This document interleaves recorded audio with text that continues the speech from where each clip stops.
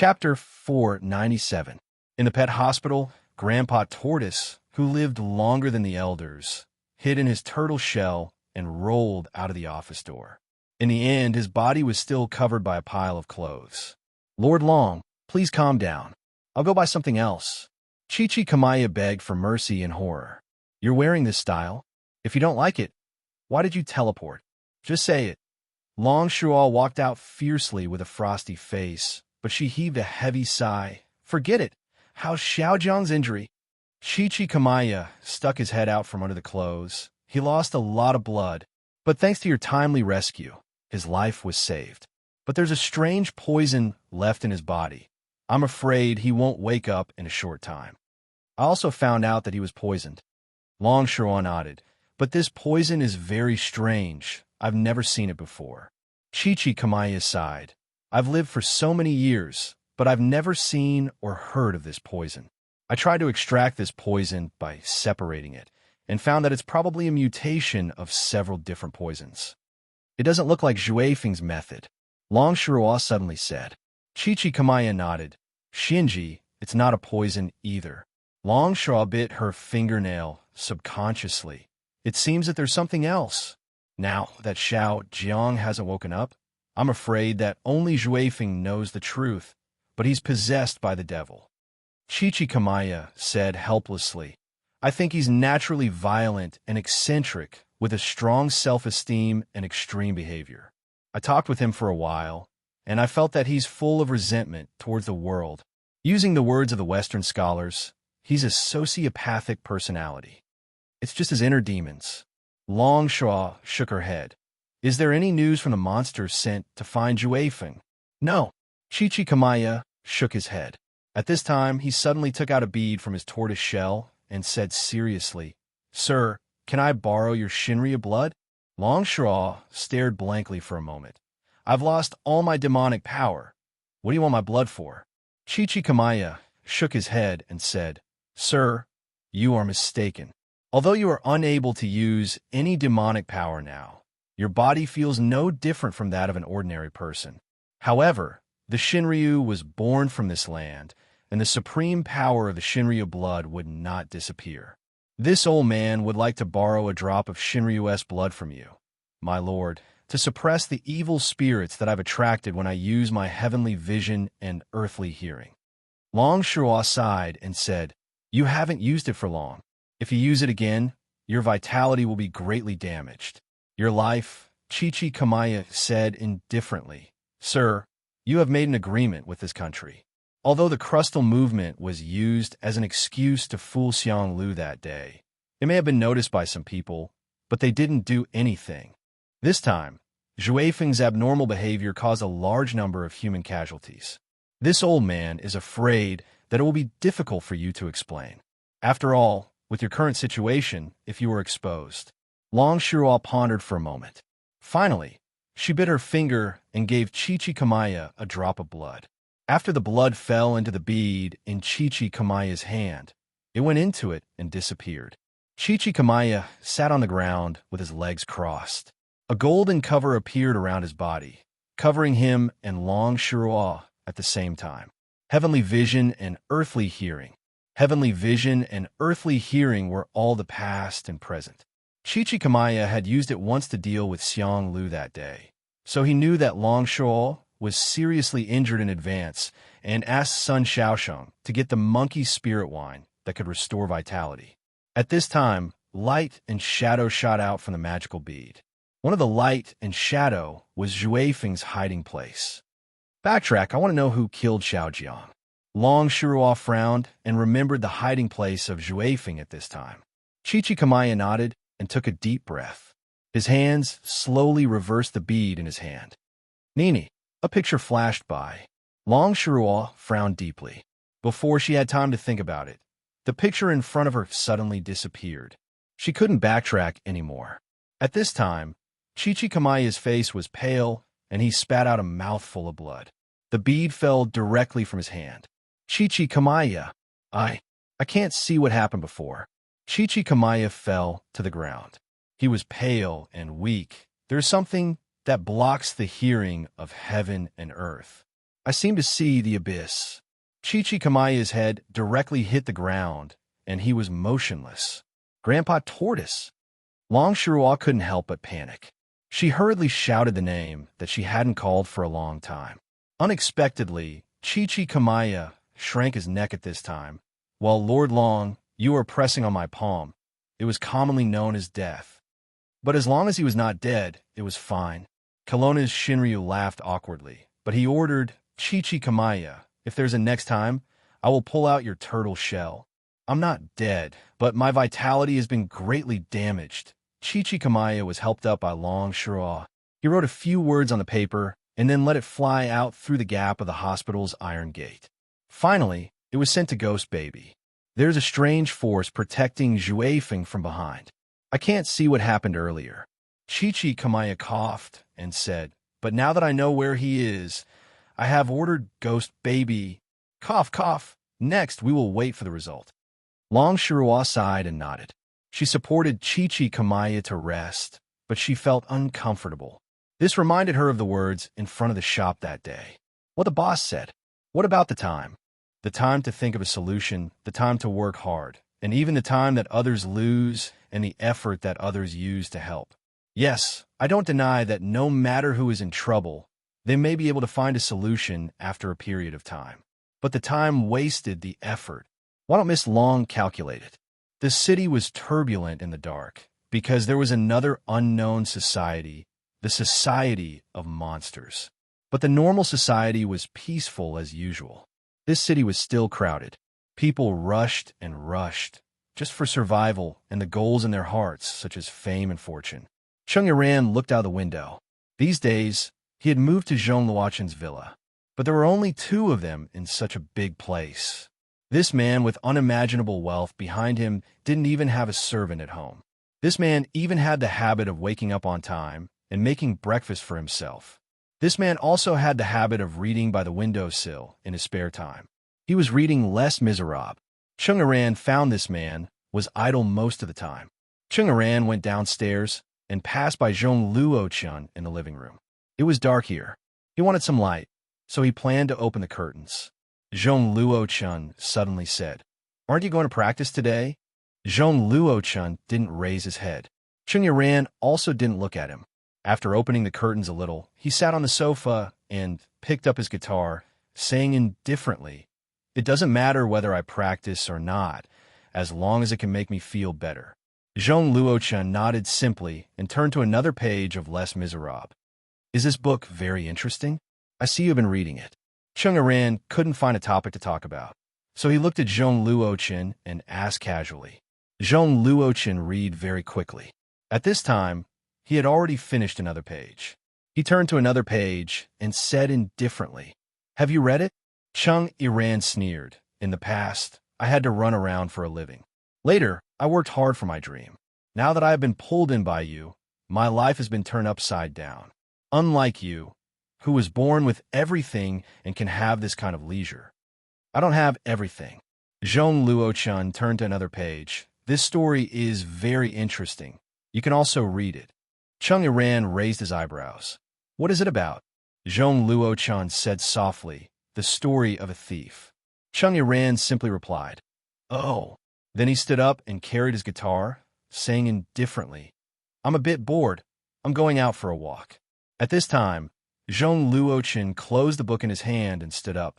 He stopped Chung Yuran and asked him to wait. Then he went to the drawer and took out a key. Throwing it to Chung Yuran, "I think you will like it." The key to the car. This was a supercar that Chung Yuran had just driven back from outside yesterday. Supercars were the dream of most men. It had nothing to do with what industry it was, but speed. The sound of the engine, like the roar of a beast, could inexplicably make people feel excited.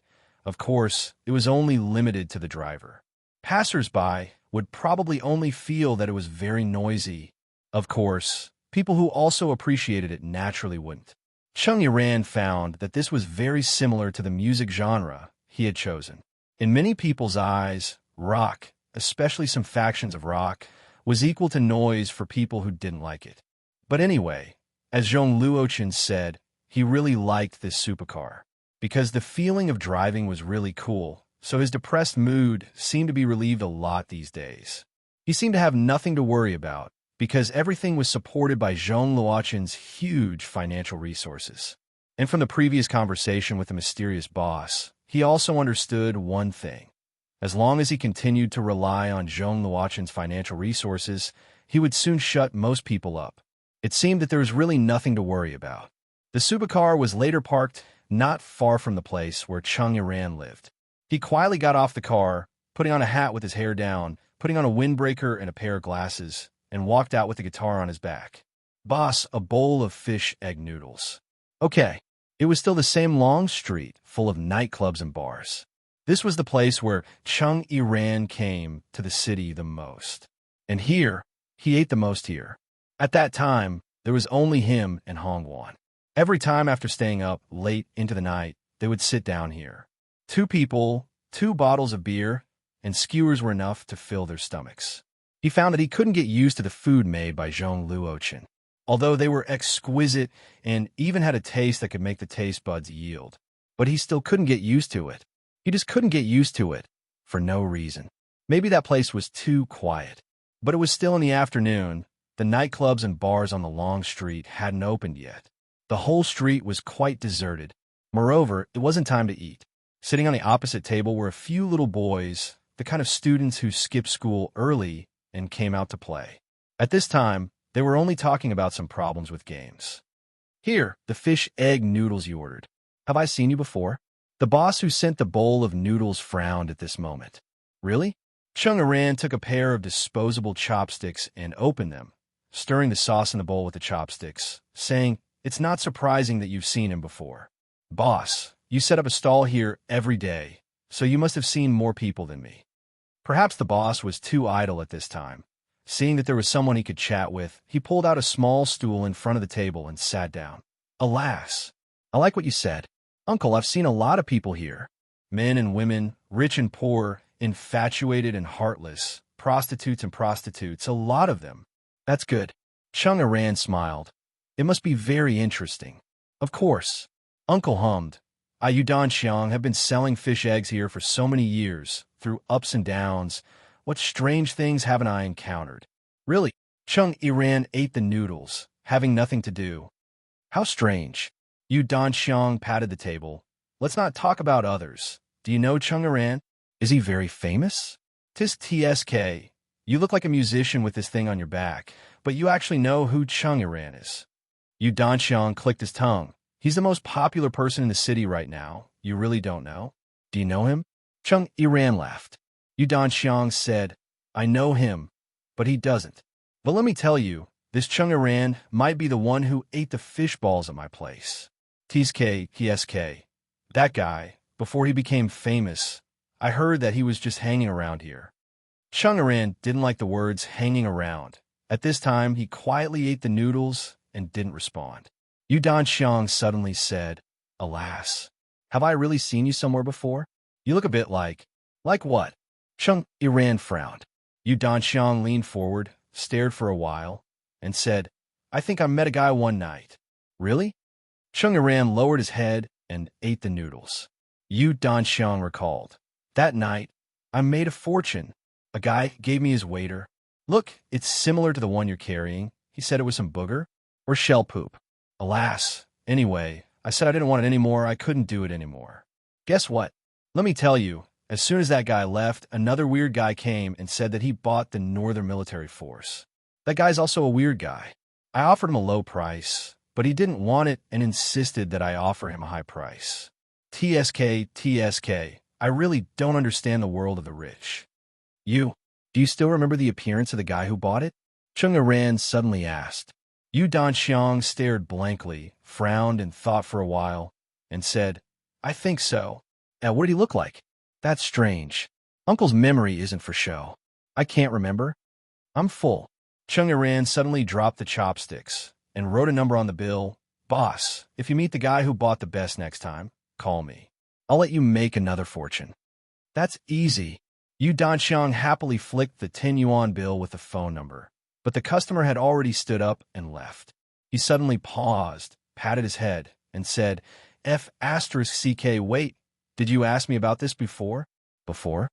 At this time, a passerby suddenly exclaimed, "Isn't that Chung Yiran? It's really Chung Yiran."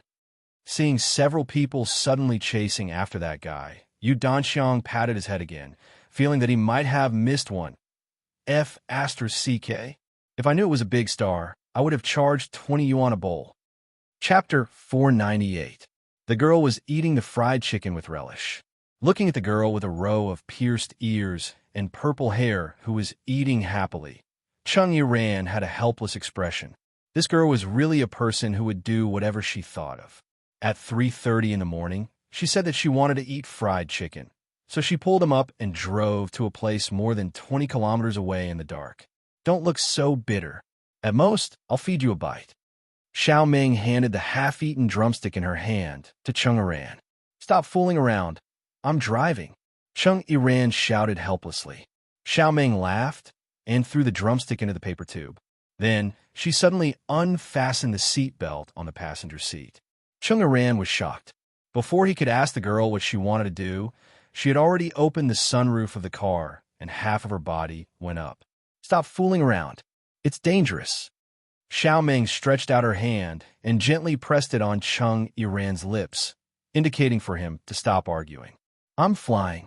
Xiao Ming faced the wind and opened her hands. The cold wind at night made her face pale, but her ears were red. However, she said excitedly, "Did you see that? I'm flying. It's too dangerous. Come down," Chung Yiran said loudly. Chung Yiran, I like you. What? It was too sudden. He was shocked. His consciousness seemed to have been pulled away. It was like a dream. The time on the road in front of him seemed to have stopped. He seemed to be unable to hear anything. However, he saw an unusually dazzling light coming from Xiao Ming's body. But in fact, it was the light of a large truck coming towards him and the roar of a huge horn. Chung Yiran stepped on the accelerator and twisted the steering wheel. The car and the truck brushed past each other in an extremely dangerous situation. It's too dangerous. Fortunately, I dodged it. Chung Yiran subconsciously let the car stop by the side of the road. His face was pale. The truck had already gone far away and did not stop. Chung Yiran suddenly woke up. Xiao Ming, little dream. At this moment, Xiao Ming had fallen into the passenger seat. She closed her eyes and did not move at all. He was anxious. He did not care about the seat belt that was still wrapped around him. He wanted to crawl over, but he was suddenly restrained. Xiao Ming. Wow. At this time, the girl in the passenger seat suddenly opened her eyes, bared her fangs, and brandished her claws, and laughed loudly, completing a prank. He was extremely angry. He frowned and was about to scold her, but the girl beside him crawled over, held his face with both hands, and kissed him hard on the lips. This kiss was very long as the sky. Bang! On the main road, the expensive supercar seemed to have lost control at this time and suddenly turned to the fire hydrant on the pedestrian walkway. He saw that the young man in the driver's seat had lost consciousness at this time, and his face was full of blood. Ambulance! Call an ambulance! It should be the sound of an ambulance passing by. Perhaps another person was injured or seriously ill. Human beings were fragile creatures. Zhuai Feng retracted his gaze from the cement and looked around coldly. This was a utility room in an underground parking lot where he was currently hiding. Human beings are really annoying. We should make them disappear, right? Windchaser stepped on a wooden cabinet, raised his fist, and shouted loudly, "What do you think? Am I right?" Yes. It was a very neat response, but there was no strength to respond. Even though there were more than a dozen monsters standing under the wooden cabinet, there were big and small monsters. Some originally lived in the city sewers, some came out to buy vegetables and prepare to go home, and some were originally the security guards of this parking lot. And Nini was also here. Be more enthusiastic. We are discussing an important matter. Be more enthusiastic. Zhuai Feng shouted. This is the first important matter of our new Zhuai Feng regiment. Be more enthusiastic. Okay. The room was filled with a ferocious response. The monsters that were gathered in the room turned from empty expressions to excited expressions. Zhuai Feng scratched his head and laughed with satisfaction. Bang! That was the sound of the door being broken open. A figure stood in front of the door, looking at everything here. It was Ghost Baby. Master Tortoise was right. You are here. Ghost Baby suddenly frowned, looking at the monsters in the room and Juefeng standing on the cabinet. You look more demonic. What did you do to these guys? Not only some strange monsters, but also some small monsters, and even a guy that Ghost Baby knew. A monster that was dispatched by Chichi Kamaya to hunt down Juefeng. Why was he here? In this short period of time, Ghost Baby found that something unusual might have happened to Juefeng. I heard that Chichi Kamaya is a master of heaven and earth. It seems that he is quite capable to find me so quickly. Juefeng jumped down calmly.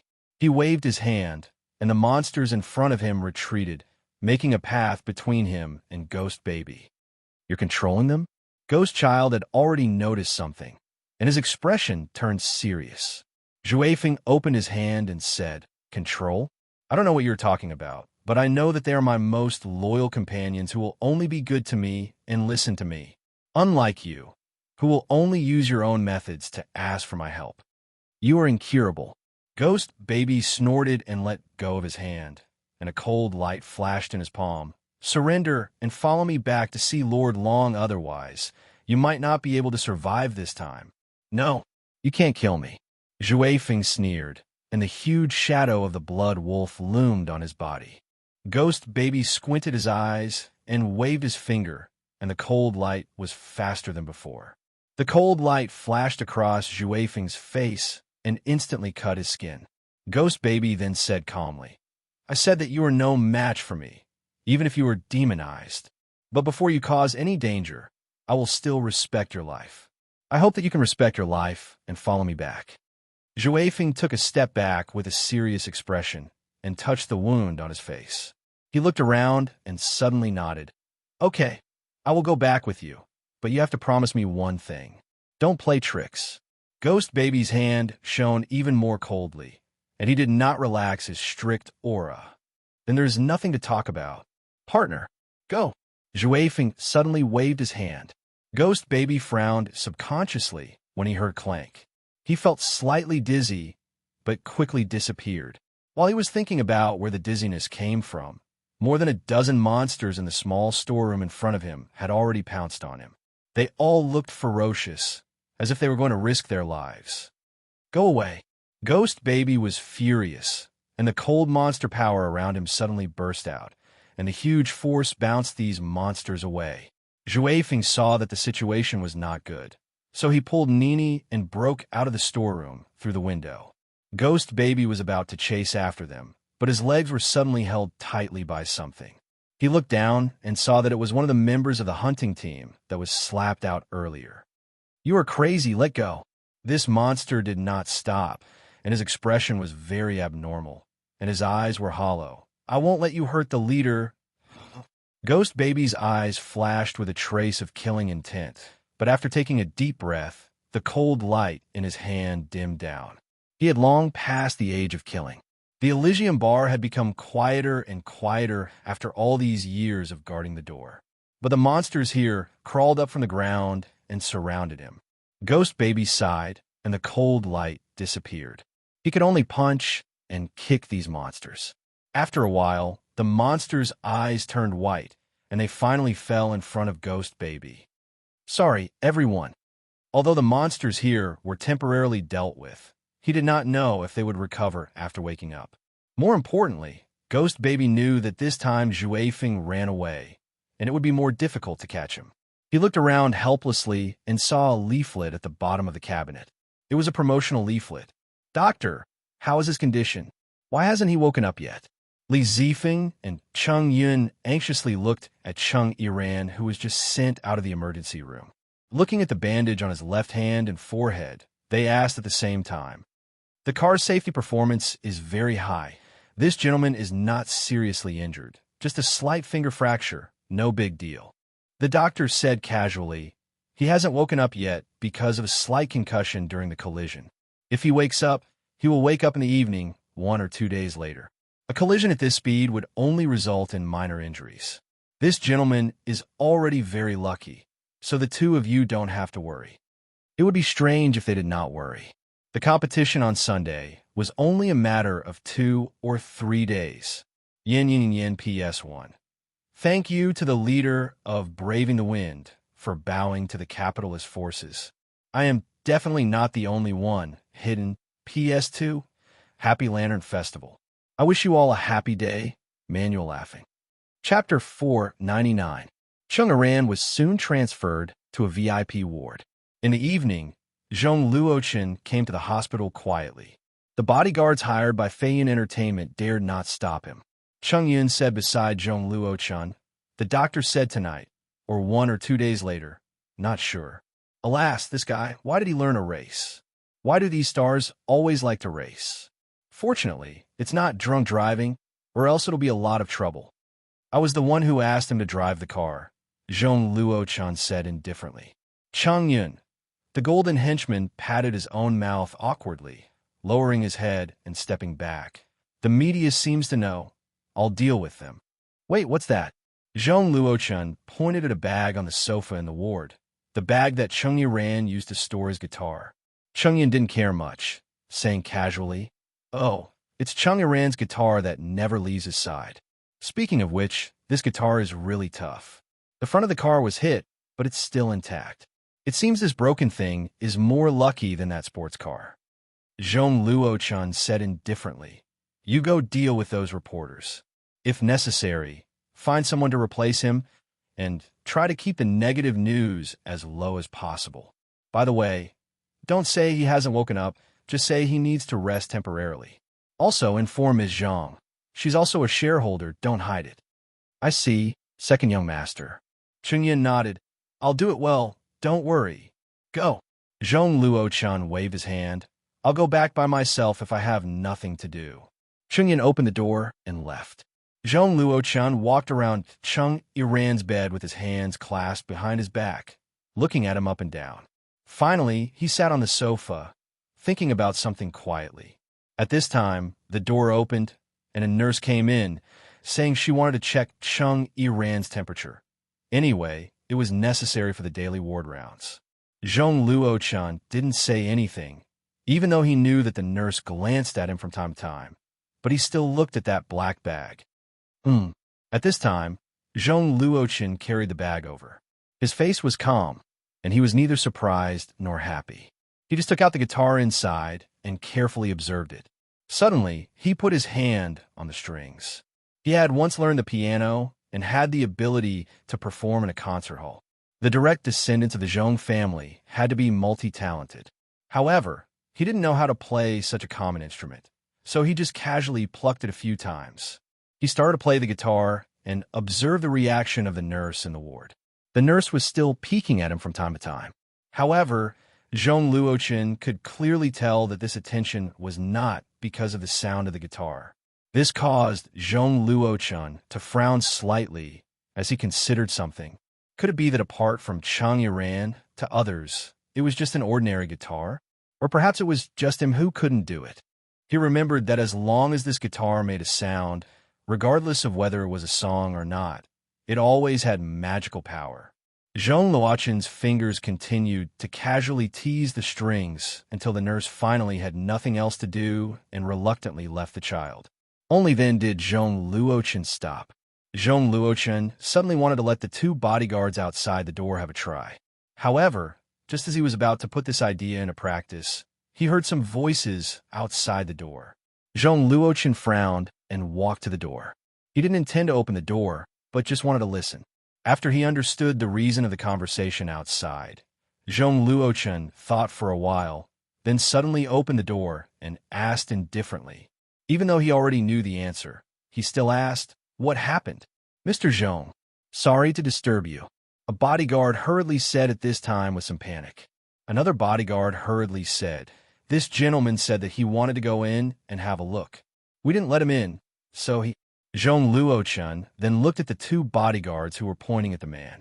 He was about the same age as Chung Yiran, wearing a work uniform with a strong smell of engine oil. There was a black edge on his fingernails. He was probably a person who had been engaged in mechanical repair for a long time. He also had an anxious look. "Who are you?" Zhong Luochen waved his hand, letting the 3 people separate. Hello. Hi. My name is Hongwan. I don't intend to do anything. I just want to ask about Iran's situation. Is he okay? Iran. Zhong Luochun suddenly said. What's your relationship with Chung Iran? I'm his friend. Hongwan said subconsciously, then smiled bitterly. Once? How did he become like this? Can he wake up? In the ward, Hongwan looked at the unconscious Chung Iran, asking Zhong Luochun directly. He didn't know the origin of this noble man, but he remembered the bodyguard called his name, Mr. Zhong, slight concussion and some external injuries. The doctor said that he's okay and will wake up in 2 days. Zhong Luochun paused, then asked, You said that you were his friend? Hongwan couldn't figure out the origin of this man, so he shook his head. It's a bit complicated. Nothing. I just came to see him as long as he's okay. Mr. Zhong, please don't tell him that I've been here. Zhong Luochun said, You came to the hospital to see him, but you don't want him to know. Isn't it a waste of your time? Hongwan touched his head and smiled. Actually, my wife is also here. She's upstairs. She's about to give birth, and I come to see her every day. I just happened to overhear the nurses at the nurses' station talking about a celebrity who was hospitalized. I just found out. The mechanic's wife lived in the ward upstairs. Zhong Luochun didn't point it out, but said indifferently, Since you're here, just stay a little longer. Chung Iran should want someone to accompany him. I probably can't. Hongwan sighed, then looked at Zhong Luochun. Mr. Zhong, you are? Me? Zhong Luochun smiled. I'm his colleague. So? Hongwan nodded and didn't ask more. Probably not just an ordinary colleague, right? But he was a little embarrassed to stay here, and his eyes couldn't help but look around. Soon he saw the guitar placed on the sofa, and his eyes suddenly became absent-minded. Zhong Luochun was fascinated by his observation. So how could he not notice Hongwan's expression? He picked up the guitar silently, glanced at it, and said, This is Iran's. He always keeps it with him, and it's more important than anything else. Hongwan nodded. I know. It seems that you know the story behind this guitar. Zhong Luochun handed the guitar to Hongwan at this time. Maybe it really carried too many memories of Hongwan and Chung Iran, so Hongwan didn't refuse to take the guitar. Instead, after holding it, his eyes became soft, and his fingers slowly rubbed the engraved words on the guitar. You sit for a while, I'll go to the bathroom. Zhong Luochun suddenly said, and walked directly to the door. But there was a separate bathroom in the ward, right? Hongwan couldn't figure out the thoughts of this noble, but he didn't pay too much attention. Maybe he just didn't want to get along with him? Hongwan looked at his greasy work clothes with self-mockery. He also looked at Chung Iran, pulled a stool, and sat by the bed. He didn't even think that they would meet again under such circumstances. Looking at the guy lying on the hospital bed, Hongwan let out a long sigh. What happened to you? Wake up quickly. Your career has just started. Don't fall down in this place, okay? But Chung Iran didn't hear it, right? Hongwan's expression was complicated, and his fingers subconsciously plucked the strings of the guitar. He was very busy recently, and hadn't touched the instrument for a long time. Zhong Luochun didn't leave after opening the door, but just stood outside the door. He didn't even close the door, but simply made a gesture to the 2 bodyguards in front of the door to keep quiet. Naturally, the 2 of them did not understand what this mister wanted to do, but they obeyed his orders and stood straight outside the door, one on the left and one on the right. Zhong Luochun just looked at the slightly open door with his hands behind his back and closed his eyes as if he was waiting for something to sound. What's that sound? One of the bodyguards was suddenly stunned, and then he was intoxicated. Is Mr. Ching awake? The other bodyguard muttered at this time, but he looked like he was enjoying it. This is his song again, right? It turns out to be so nice. Why didn't I notice it before? Zhong Luochun narrowed his eyes, looking at the 2 at this moment. Chapter 500. It was almost 12 o'clock in the evening. Even though he had worked as a gold medal henchman for years, his energy was almost drained by today's events. Chung Iran was admitted to the hospital, dealt with the media, the traffic police, Miss Zhang, and the sudden order from his boss, and so on. However, Chung Yin had to make himself look energetic. In the hospital elevator, Chung Yin opened a bottle of Bailon's chicken essence and drank it in one gulp. Then he patted his cheeks hard. He tidied up his clothes in front of Chung Iran's ward, and pushed the door open energetically. Zhong Luochun was still here. He was resting on the sofa with his eyes closed. He didn't open his eyes until Chung Yun came in. Chung Yun glanced at Chung Yiran, who hadn't woken up yet. He walked to Zhong Luochun and lowered his head. Second master, I've found out the background of this guy called Hongguan. Let's talk next door, Zhong Luochun suddenly said. The two directly went to another ward next door. Zhong Luochun opened the curtain and looked at the city. Chung Yun said, Hongguan and Chung Yiran once formed a band. They are very good brothers. Chung Yun said what he knew quickly. Time passed by little. As for Hongguan's wife's ward, it was opened under the name of Li Zifeng. Chung Yun finally reported everything. Speaking of which, Li Zifeng is really cunning. He didn't tell the company that Chung Yiran had been in prison before. Heroes don't ask about their background, Zhong Luochun said indifferently. But you said this Hongguan came to blackmail. That's what Li Zifeng said. Chung Yun frowned, but when I interrogated him, I found his expression was a bit abnormal. I'm afraid he's hiding something. But he's an old employee of Heaven's Shadow Entertainment, so I didn't dare to ask him directly. Zhong Luochun suddenly shook his head. I've just met this Hongguan. He doesn't look like a blackmailer. Of course, he just doesn't look like one. Second young master, do you want me to investigate further? Chung Yun narrowed his eyes. Of course, he had other means. He knew that his boss knew everything.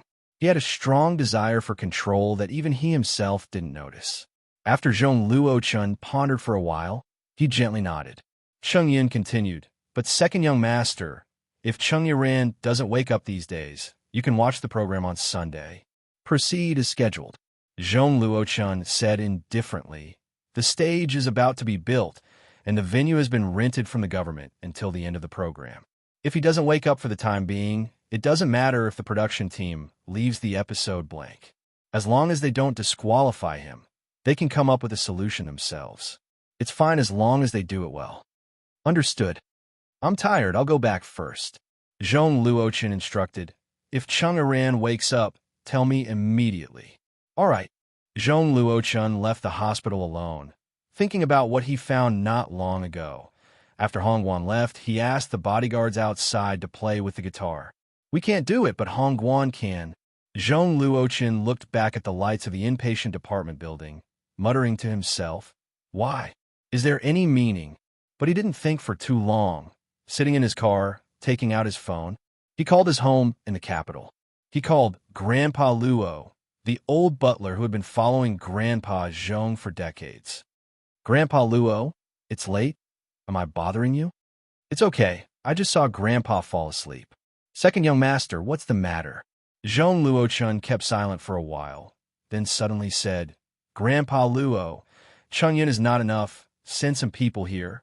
I want my own, and don't make it public. Okay, I'll arrange it for you tomorrow. Thank you, Grandpa Luo.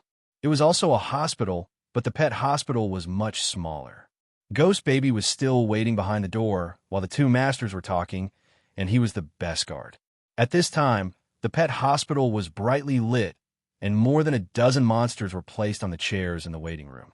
These monsters were sent back by Ghost Baby, who were unconscious when they were sent here. Now they were awake, but they all lowered their heads, with empty eyes, and didn't say anything. Chi-Chi Kamaya walked past these monsters with his crutch, and finally came to Long Shiraw. The old turtle coughed twice, and then said softly, Lord Long, I'm incompetent. I can't see what kind of spell they are under, and I can't solve it for the time being. Long Shiraw frowned. Zhuefeng can control these. I'm afraid he can control more. Chi-Chi Kamaya said, according to Ghost Baby's description, he seemed to have heard a strange bell sound, and then he was absent-minded for a moment. But he wasn't affected at that time. Maybe it's Zhuefeng's way of controlling monsters? But why Ghost Baby wasn't affected? It should be the problem of the level of power. Longsha hit her thumbnail, hearing the bell sound. Maybe it means there's a magic tool or some other tools. And this tool obviously has its limits. Otherwise, Zhuefeng wouldn't escape, but directly control Ghost Baby. That's also bad. Chi-Chi Kamaya said seriously, Master, I'm afraid your current situation. Long Shiral waved her hand and said seriously, I'm more worried about what he will do next, what he wants to do. She looked at a leaflet on the table, which was brought back by Ghost Baby from the place where he found Joafin. It was a leaflet about a large-scale program held in flourishing Lotus Gymnasium this Sunday. Chichi Kamaya suddenly sighed. It's a pity that I'm seriously injured and can't continue to use the secret skill. Otherwise, I won't be so passive. Long Shiro shook her head. Your injury is too serious. Stabilize yourself first. Don't think about the secret skill for the time being. If you can't do it, I'll... At this time, a sound of something falling came from one of the wards. Long Shiro and Chichi Kamaya looked up at the same time. Long Shiro jumped down from the chair, hurriedly saying, "It's Xiao Jiang." But when she was about to open the door of the ward, she suddenly stopped. Chichi Kamaya understood and walked forward, opened the door, and walked in. Long Shiro sighed and could only hide outside the door. In the ward, Xiao Jiang fell on the floor of the bed, and the infusion tube was wrapped around his body. But he did wake up and heard the sound of footsteps. He looked up and saw Chichi Kamaya opening the door and coming in. He was stunned for a moment. As a long-lived monster, his family was very popular. When he was young, Xiao Jiang was taken by his father to visit this monster more than once, so he recognized him at a glance. Master Goe, why are you? Xiao Jiang wanted to get up and salute. You're seriously injured. No need to be so polite. Chichi Kamaya shook his head. Xiao Jiang said, This is Lord Long's? Where's Lord Long? Did she save me? Let's not talk about this first. Chichi Kamaya said seriously. Xiao Jiang, let me ask you, do you remember what happened when you were injured? Who hurt you?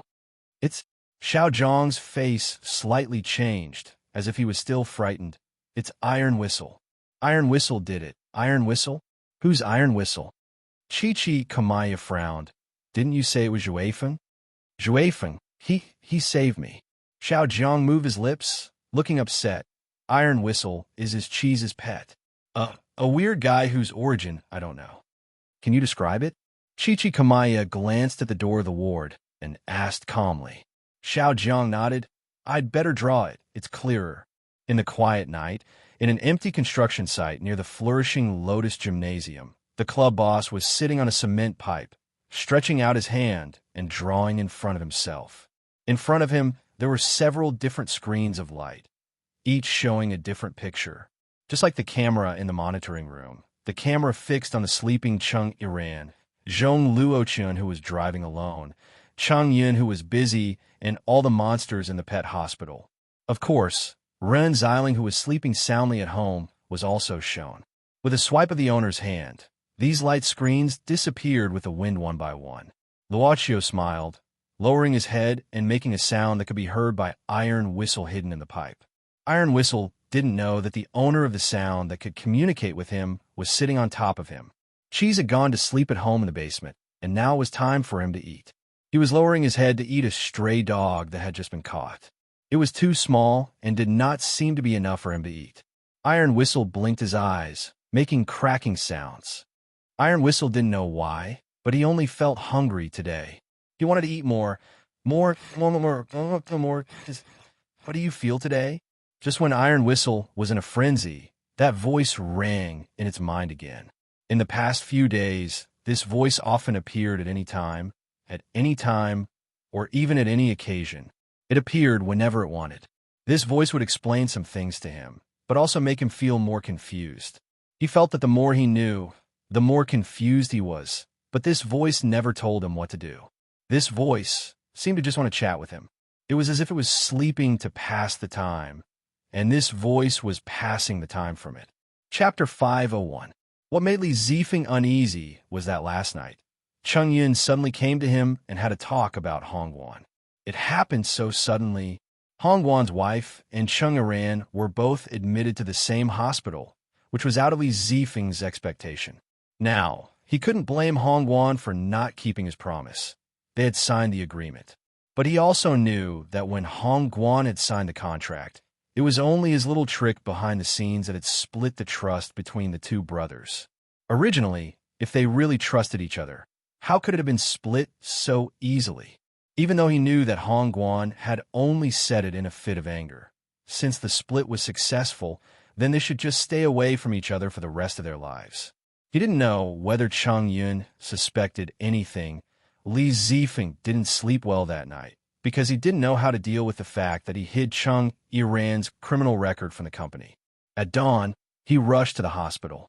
There were only 2 bodyguards at the door, saying that Chung Yun had left and hadn't come. But Mr. Chung had just woken up, and the doctor was examining him inside. Li Zifeng immediately pushed the door and went in. The doctor seemed to have just finished the examination and was telling him something carefully before leaving with the nurse. "How do you feel?" Li Zifeng walked quickly to Chung Yiran's bedside. "You really scared me. Why did you suddenly do this?" "Fortunately, it's not a serious injury." Chung Yiran was still very tired. At this time, he slowly rubbed his forehead without opening his eyes. How did he crash? He couldn't say that he was absent-minded while driving and thought of something. When he reacted, he had already hit the car. "I'm fine, but my head is a bit tight." Chung Yiran opened his eyes. "The doctor said I'm fine, and I can leave the hospital after resting for a day or 2. Do you want to do a more detailed examination?" Li Zifeng suggested. Chung Yiran shook his head. "No need. There's a competition on Sunday, and I should attend a rehearsal." "Don't worry. I heard that CEO Chung has communicated with the TV station and can let you sit this episode. Just rest well." Li Zifeng shook his head and said, "Besides, your fingers are fractured. How are you going to play the guitar on stage?" Chung Yiran looked at her bandaged fingers and slightly moved them. "It shouldn't be a problem to lower the difficulty of the arrangement. I can think of a solution for the fingering problem." Li Zifeng frowned and said, "Are you stupid? The audience is watching a performance. Of course, the more difficult the performance, the better. Who doesn't know how to do simple things? Who cares? You have to show your astonishing strength." Chung Yiran suddenly looked at Li Zifeng and said indifferently, "Even if it's a simple song, I have no problem with it. Don't tell me that if you play Happy Birthday on the stage, the audience will still buy it." Li Zifeng's tone was slightly heavy. Chung Yiran tilted her head and ignored him. Li Zifeng frowned and said, "My tone was a bit harsh, but it's for your own good. Don't take it to heart. In addition, the company already knows about what happened to you." "Company? How did they know?" Chung Yiran frowned. He was a little surprised, but didn't care too much. Others didn't know that there was a deeper friendship between him and Zhong Luochen. Compared with such friendship, his so-called past criminal record was no longer important. "Oh, wasn't it when you were admitted to the hospital?" Li Zifeng said casually. "The traffic police came and checked your file. Naturally, they knew about it." "I want to be quiet." Chung Yiran sighed and pinched her eyebrows. "Then you have a good rest." Li Zifeng nodded. He didn't intend to stay for long. He still had other places to go, for example, another ward upstairs. He had to confirm the situation of Hongguan again, not only because of the problem between the 2 brothers, but also because of his own financial problems for the company. Seeing Li Zifeng leave in a hurry, Chung Yiran didn't care too much. He moved his body and then took out the guitar that was put next to him. He carefully looked at it. Seeing that it was not damaged, he sighed again. Chung Yiran held it subconsciously. His fingers became stiff, but he could still make some simple rhythm without his little finger. He thought of the kiss from many years ago in the sports car yesterday. That long kiss in the early morning, and gradually became absent-minded. "Chung Yiran, Chung Yiran." Chung Yiran suddenly heard a voice calling his name, waking him up from his absent-mindedness. He found that it was Chung Yun. He didn't know when he came in, but he didn't notice. Was he too absent-minded? However, Chung Yun said unhappily, "Boss, your finger is still injured. Can you stop playing with this thing for a while? Look at you. You can't play it well. It's like a noise." Chung Yiran gave a start and stopped subconsciously. He looked at Chung Yun with widened eyes. What did you just say?" "What did I say?" Chung Yun gave a start and then reacted. "I said, don't play the guitar since your fingers are injured. It's like a noise. Play it after you recover." "What did you say?" "Say it again." Chung Yiran suddenly asked again. Maybe it was because his appearance was a bit scary, or maybe it was because Zhong Luochen valued him so much. Chung Yun shook his head. "Noise? Is there a problem?" "It's normal that your fingers can't play well. It'll be fine after your fingers recover." It's not a big problem. Chung Yun wasn't affected at all. It seemed that he wasn't affected at all. But Chung Yuan knew that this was still his guitar, but the magic of the guitar didn't work on Chung Yun. Could it be? Chung Yuan? Chung Yuan, what's wrong with you? Are you still feeling unwell somewhere? Do you need me to call a doctor? Chung Yun asked with concern, seeing this guy was absent-minded again. Chung Yuan's face suddenly turned pale. He raised his head and looked at Chung Yun for a while, saying, I don't feel well. I want to sleep. Oh, okay. Chung Yun nodded. You sleep first. I just came to check on you.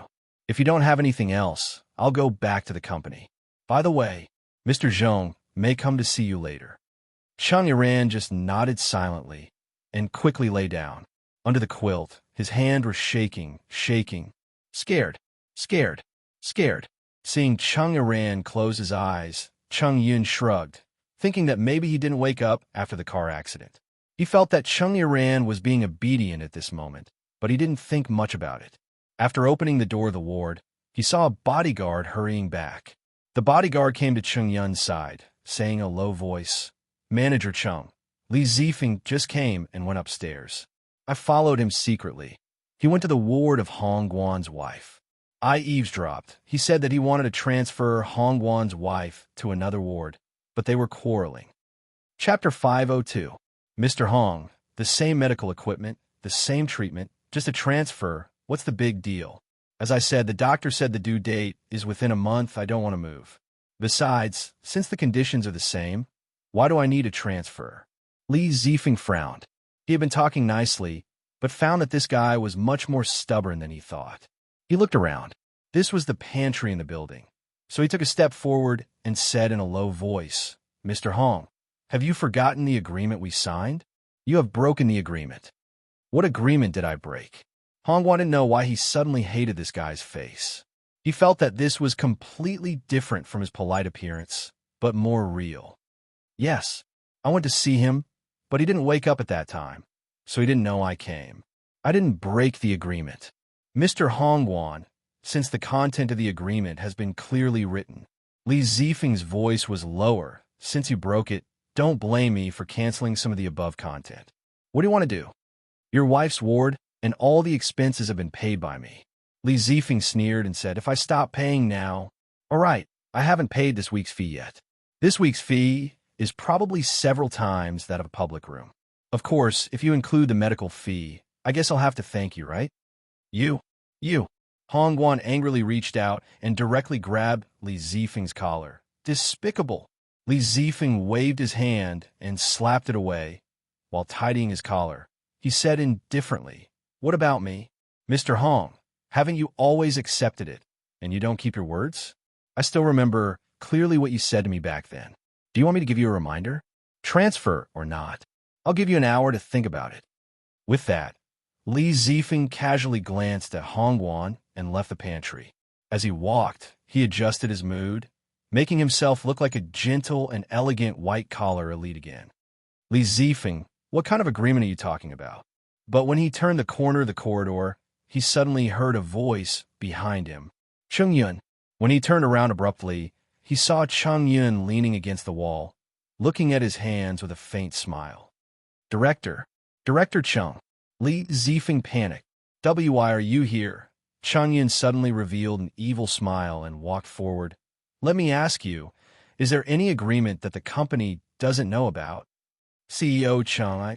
Li Zifeng suddenly felt a chill in his body. His body's reaction was cold sweat. Lord Long, there shouldn't be any problems, Chichikamaya said as he looked at Long Shua in front of the mirror. This was a simple and practical way to temporarily solve the problem of Long Shua not being able to show up. With the help of Chichikamaya's illusion, she would look like an adult again. Of course, it was only the appearance. If the monster's power was greater than Chichikamaya's, it could be seen through. But in this city, the monster's power that was greater than Chichikamaya's could be counted with 3 fingers. Although it was just a self-deception, Long Shua nodded with satisfaction. Chichikamaya, let's go. When father was still alive, it was also hard like this, wasn't it? Chi suddenly thought of such a question. His body and mind seemed to have overdrawn all the energy. Was he relaxed? A feeling of tiredness arose spontaneously. But when he saw his brothers and sisters hugging each other and sleeping peacefully on the same bed, he felt that it was all worth it. He could understand how difficult it was for Shuyu to take care of this family when she was still alive. Unlike Shuyu, he did not have a job in the human world. All he did was go to look for food. His current workload was less than one-third of Shuyu's when he was alive. Putting away this feeling, Cheese went out quietly while Shu Xiaoshu was taking a nap. He always felt that it was not good to let Iron Whistle catch stray cats, dogs, or city rats outside his food. Originally, as a rat monster, he instinctively felt uncomfortable when he saw Iron Whistle swallow a rat. But Iron Whistle seemed to feel something. Since the first time he swallowed a rat, he had never eaten the same food in front of Cheese again. However, it was not always a good thing to have stray cats and dogs. Therefore, he had been preparing raw fish or fresh meat for Iron Whistle. Anyway, Iron Whistle didn't feel that he didn't like it and had been eating it all the time. After confirming that Shu Xiaoshu wouldn't wake up so soon, Cheese quietly carried a bucket of live fish to the place where Iron Whistle was hiding. Did Iron Whistle eat more recently? He didn't know whether this bucket was enough or not. While thinking about this problem, Cheese felt that his shoulder was suddenly touched by something. When he turned around, he saw a huge figure appear behind him. A kind of demon power was released. Cheese was startled.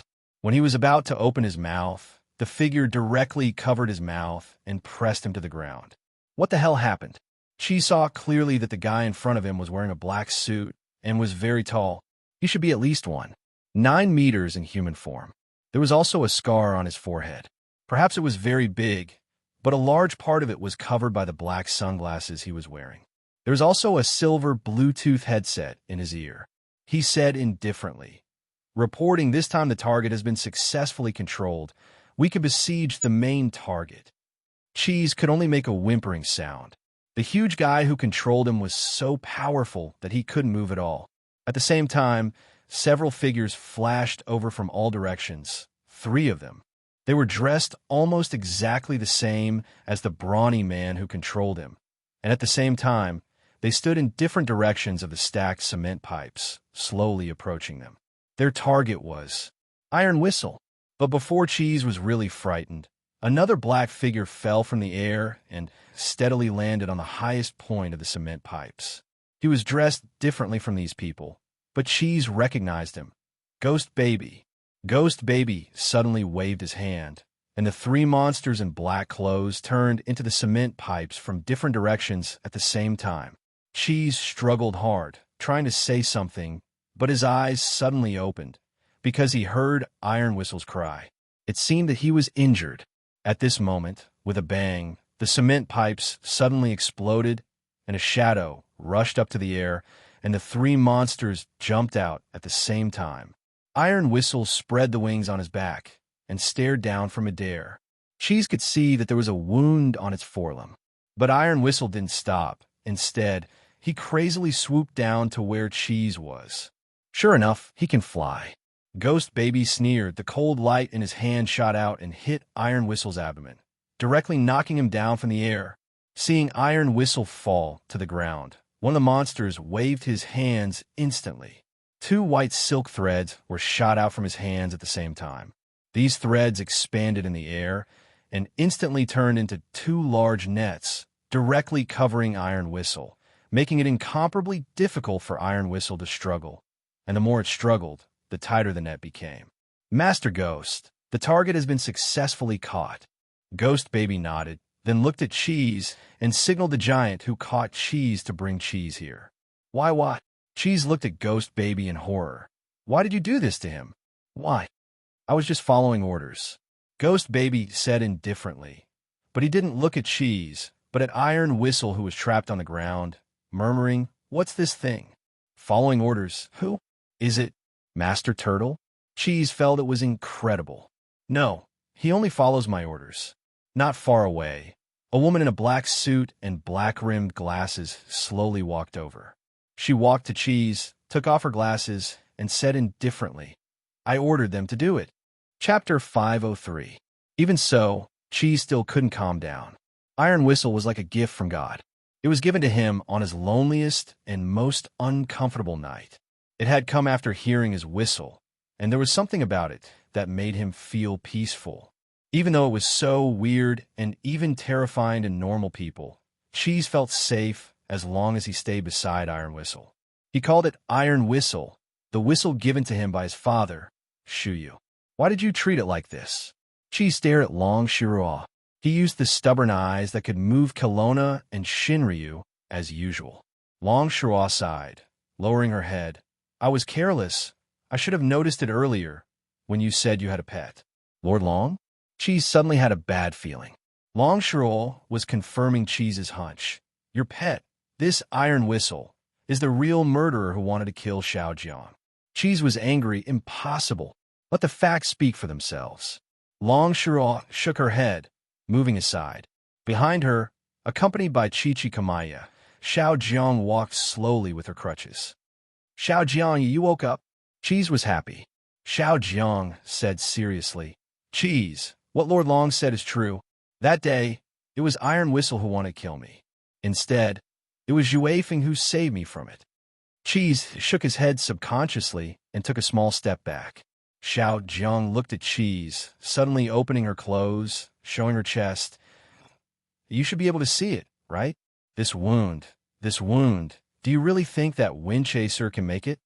I don't believe it. Xiao Jiang smiled bitterly. Cheese, I know how you feel, just like how I felt before I fainted. I don't want to believe that it was Yue Feng who saved me. Or, you and I, we don't want to believe in Yue Feng for ourselves, right? No, it's not like this. It shouldn't be like this. Cheese wanted to say something, but Long Shirua didn't want to stay here for too long. Even if this place was empty and few people passed by, it didn't mean no one was here. So she said directly, Ghost Baby, take your people and that thing. Let's go back. Cheese, Xiao Jiang, go back with me. I'm worried that Yue Feng will come back to find you. If there's anything else, go to my hospital first. Ghost Baby nodded, motioning the monster man who shot out the white net to take action. The monster man began to shrink the end of the white net, pulling Iron Whistle to his side little by little. But at this moment, something was shot out from Iron Whistle's mouth, hitting the monster man's forehead. It was a finger-long black needle. The needle had just shot into the monster man's forehead, and it had already dyed his forehead black. Poison needle. But when he realized that he was shot by the needle, his body fell to the ground directly before he could even make sound. Cunning thing. Ghost Baby was angry. With cold light shining from her hand, she waved her hand towards Iron Whistle without thinking. But at the same time, Iron Whistle's body suddenly melted and turned into a pile of sticky and solid gel. Iron Whistle, which had completely changed its appearance, flowed out of the holes in the net easily. Not only did it dodge the Ghost Baby's attack, it even took the opportunity when all the demons were alarmed by its transformation to dive into the sewer cover nearby, through the gap. The Ghost Baby was brave and didn't think too much about it. He broke the manhole cover and went into the sewers. Long Shirua frowned. The scene of Iron Whistle turning into liquid and the feeling just now was familiar to her. Could it be that this Iron Whistle was the thing at the ceiling point that day? She had lost her power, so she couldn't track it, or else she wouldn't have let Iron Whistle escape so easily. As for Chi-Chi Kamaya, this old turtle wasn't good at fighting, and now he was seriously injured. Although he looked fine, he was just pretending to be strong in front of others. Cheese stood there in a daze, thinking about something. Xiao Jiang could only accompany him silently with a blushing face. Not long after, Ghost Baby came up with a trace of anger and guilt. I'm sorry, Lord Long. I lost track of it. This guy doesn't have any monster aura and can even hide the heat of his body. His ability to escape and hide is quite terrifying. I don't know what his real body is. Longshaw suddenly said, maybe he's not a monster, Ghost Baby said at this time, but I found a place below where many bones were placed. Some of them belonged to small animals, while others belonged to monsters. There were even quite a few skeletons belonging to humans. I couldn't find any complete bones. They were all pieces, as if they had been eaten. Flop! Cheese suddenly knelt down on the ground, as if he had been greatly stimulated, and fainted at once. Seeing this, Longshaw pondered for a while and suddenly ordered, "Take Cheese's family to my place." Ghost Baby nodded and let other monsters deal with Cheese's family. He walked to the fallen monster and turned over his body. Looking at his lifeless body, a trace of terrifying killing intent flashed in his eyes. After taking care of the panicked Cheese's family, Longshaw took a last look at this open space. Although this place was destroyed, no one would care about it. After all, most of the things thrown here were construction waste. But she didn't know if it was an illusion or, because she couldn't explain it herself, she felt that there was always someone silently watching this place. In the past, she watched all the living beings detached from them. But now, were all the living beings, including her, also being watched by someone? "Lord Long, it's windy outside. Let's go back," Chichi Kamaya said casually beside her. Longshaw suddenly mocked herself. How many years have I not heard such words? Afraid of the wind. Huh. Chichi Kamaya didn't say anything, but recalled the time when she was very young. She was weak and sickly, like a candle in the wind. No one knew how long she could live. At that time, she wasn't called Lord Long, and her surname wasn't Long. In the same city at the same time, we knew this was a hospital. In the VIP single ward of the hospital, a bodyguard was playing with his mobile phone attentively, murmuring, F***CK. Why is it King Hassan again? However, he suddenly felt that something was wrong. The reason was that he heard footsteps. Mr. Zhong. The bodyguard hid his mobile phone behind his back, standing up stiffly. He raised his head like a soldier on guard, but also swallowed his saliva lightly. Why are you here alone? Zhong Luo-chun asked indifferently. After knowing that Chung Iran had woken up, he came over. In addition, Chung Yun said that he wanted to report something to him. But Zhong Luo-chun didn't go to him immediately, but planned to check on Chung Iran's condition first. Mr. Chung said he was a bit bored, so he went downstairs for a walk in the park. Another bodyguard is following him. The bodyguard hurriedly said, I'll stay here and watch. Zhong Luo-chun suddenly stretched out his hand. The bodyguard had to take his mobile phone and put in Zhong Luo-chun's hand. Mr. Zhong, I promise I won't play games during working hours anymore. But Zhong Luo-chun didn't say anything, just fiddled with it casually, poking it several times with his fingers. Is this game a lottery mechanism? Yes. Zhong Luo-chun said, for this kind of lottery, don't go all the way. Maybe a change of pace will have a different effect. Of course, you can change your mood. He finally returned the mobile phone to the bodyguard, but it's right not to play games during working hours. I'll go downstairs for a walk. Work hard. Seeing Zhong Luo-chun patted his shoulder and left without even saying a word of reproach, the bodyguard felt a bit inconceivable.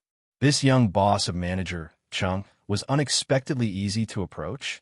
The bodyguard breathed a sigh of relief, subconsciously glancing at the card pool on his mobile phone.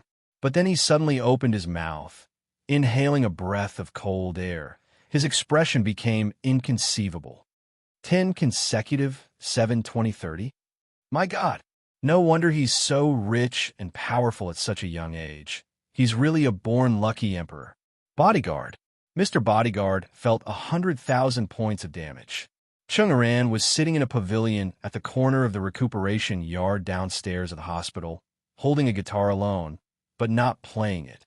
No one knew what she was thinking, as if she was absent-minded. The bodyguard was standing outside the pavilion. At this time, seeing Zhong Luo-chun come over, he quickly stood up straighter and wanted to greet him. But he saw Zhong Luo-chun slightly shook his head, indicating him not to make a sound, and quietly walked to Chung Iran's side. You just woke up and came downstairs. Seems like there's nothing wrong. Chung Iran's body slightly shook, blankly raised her head. She was suddenly a bit afraid to see this man, even if he was smiling at this time. Yin PS1. I heard tomorrow is the annual Torch Festival. One of them? PS2. So I don't plan to PS congratulate you tomorrow. Chapter 504. You can't deny yourself because of one failure. You need to try many times of failure. Not only Chung Yun. When Chung Iran realized this, even her legs seemed to be drained of strength. She made an excuse to go downstairs for a walk. The bodyguard didn't suspect anything. In the garden downstairs of the inpatient department, many patients came out to bask in the sun. Chung Yiran walked past them, gently plucking the strings of the guitar, observing their reactions one by one. Disappointment after disappointment, failure after failure, finally turned into fear, a feeling that his palms and the soles of his feet were cold, and his entire body was cold. Fear. What was the song in his heart? What was it? He stayed in the pavilion alone, trying his best to recall the conversation between him and a mysterious boss during their second meeting. You just woke up and went downstairs. It seems that you're fine. It was Zhong Luochen's voice. How could this person appear in front of her so quickly? Did he know something? Chung Yiran's heart beat wildly. No, I'm just hospitalized because of a car accident. It's normal for him to come to see me. Don't scare yourself. Chung Yiran tried to calm herself down, not directly looking at Zhong Luochen's eyes, but looking at the courtyard in front, saying indifferently, "It's too quiet upstairs. I'm not used to it, so I came down to have a seat." Really? Zhong Luochen nodded, also sitting down. He and Chung Yiran were about 2 people's seats away. Zhong Luochen was silent for a while, then said, "It's Friday, Saturday, Sunday night. Can you play?" Chung Yiran frowned. "You want me to play in this condition?" Zhong Luochen said, "Anyway, you and I both know that it's not a brilliant technique. If there are too many arrangements and you can't play some parts with your fingers, you can arrange some simple ones, such as folk songs. Speaking of which, a good folk song can also move people's hearts, plus the timbre of this guitar, the effect should be better." This man wasn't like Chung Yun, who didn't know anything about music and could be easily fooled. Seeing that Chung Yiran didn't say anything, Zhong Luochen continued, "Time waits for no one. There are nearly 60,000 viewers for this episode. With the publicity from these 60,000 viewers, it will be very important for your momentum in the future. The outside world already knows that you were hospitalized due to a car accident. If you can still go on stage at this time and conquer these tens of thousands of viewers, you can become a legend." Zhong Luochen shook his head and said, "Besides, I'm not a wasteful person. In order to prepare for this episode of the show, the company invested a lot of money, although it couldn't be described as a lot. But you should understand that if you don't get anything in return, then your efforts will be worthless." Looking at Chung Yiran's motionless fingers on the guitar, Zhong Luochen finally smiled and said, "Of course, if it's really difficult for you to play a simple song, I won't force you. Do you have any difficulties?"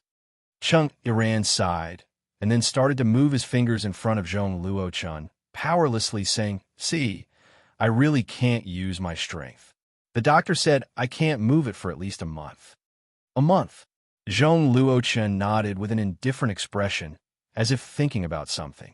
"I know, you can rest at ease. The company will take care of the rest. Don't sit here for too long. There are still some reporters outside." Looking at Zhong Luochen's casual warning, the fear in Chung Yiran's heart didn't dissipate. Instead, it became deeper and deeper. He didn't get to where he was today step by step. He just did it all at once. Without this guitar, he was nothing. He would become nothing again. Chung Yiran's eyes couldn't see anything at this moment, as if they had lost their focus. But Zhong Luochen suddenly said, "Right? Do you want to come with me? Maybe you'll see something interesting." Chung Yiran gave start. Chung Yiran never doubted Zhong Luochen's ability, so he wasn't curious about why he followed him to a hospital conference room. What he was curious about was that before he got close to the conference room, he had faintly heard a scream. But Zhong Luochen walked in front of him with his hands clasped behind his back, without the slightest curiosity, as if he had already known this situation. Gradually, Chung Yiran recognized the scream.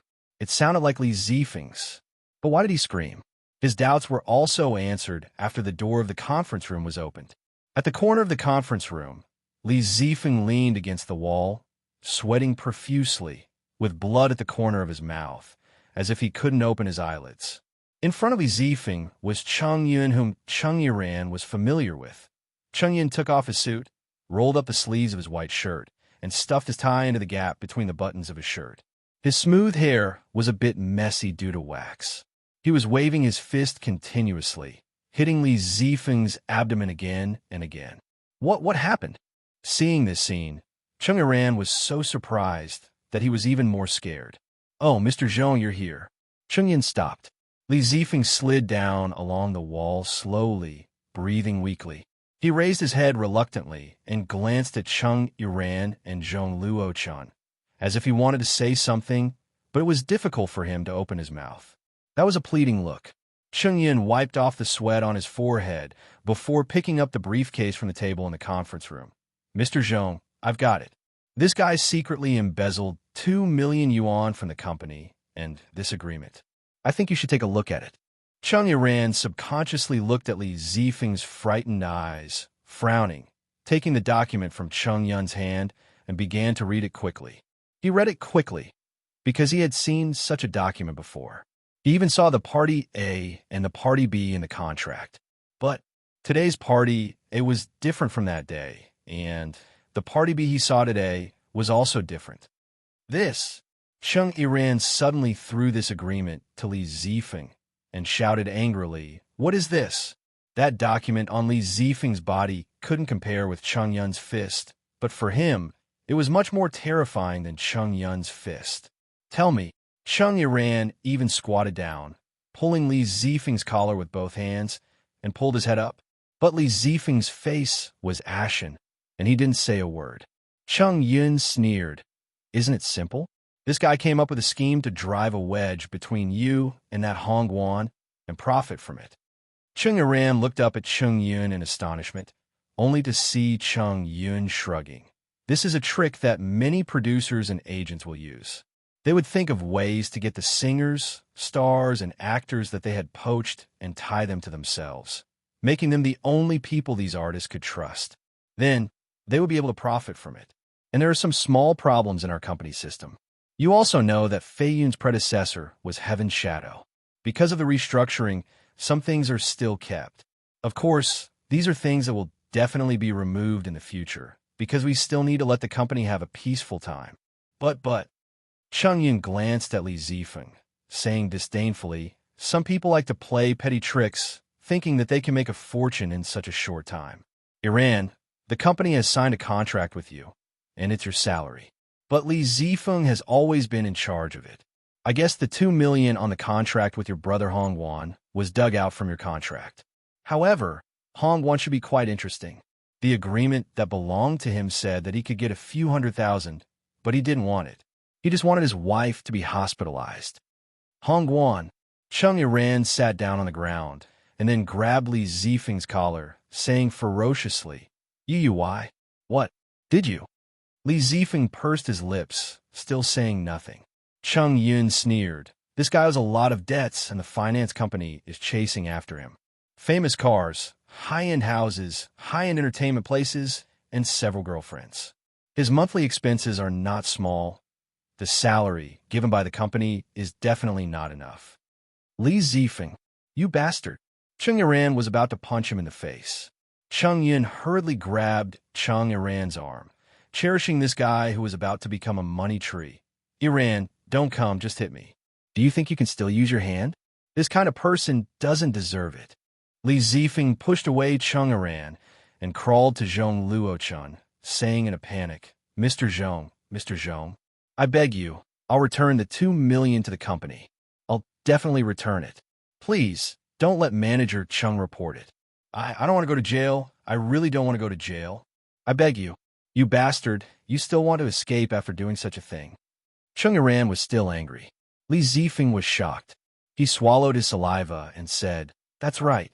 I'm only doing this because I have no other choice. I'm forced by the situation.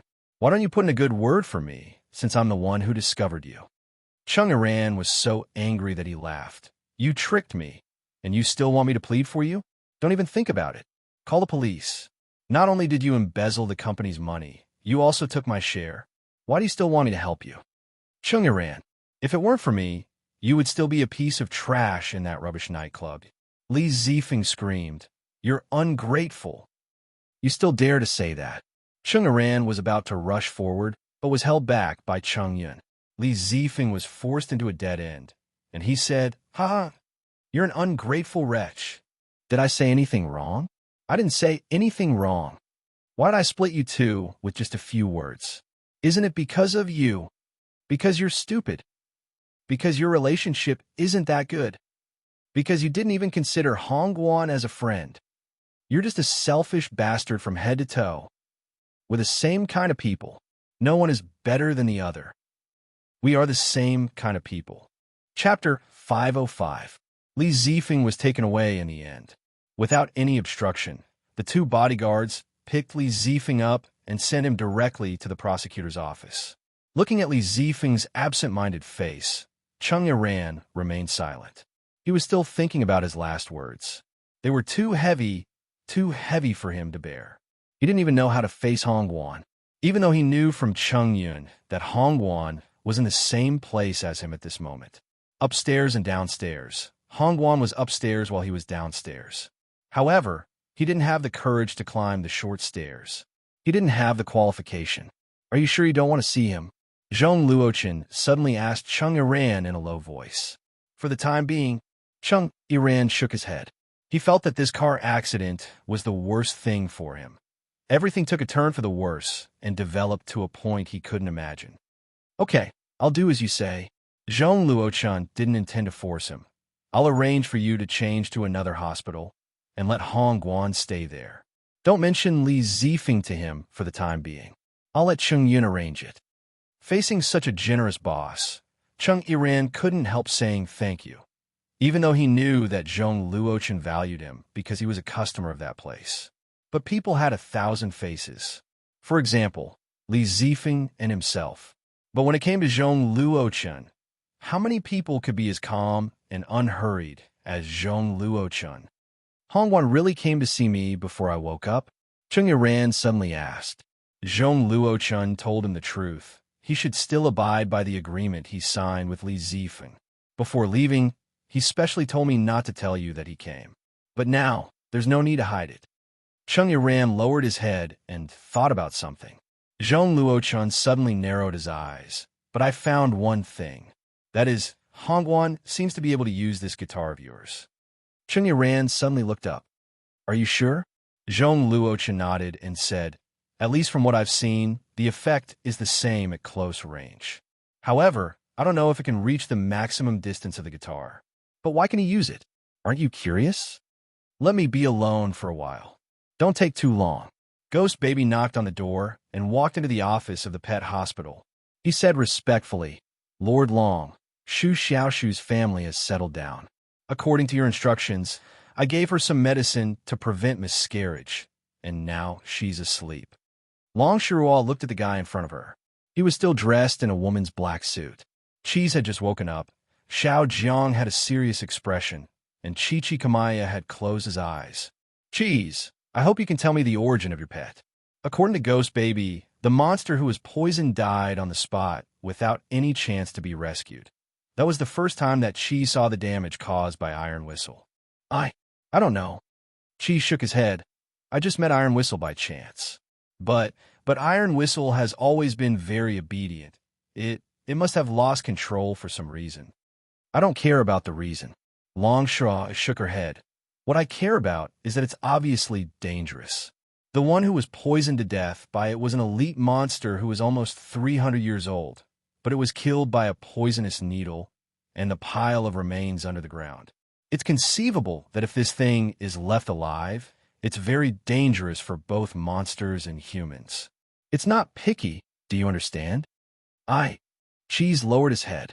Reason told him that Long Shuruo was right, but he also understood that if Iron Whistle fell into Long Shuruo's hands, it would have no chance to survive.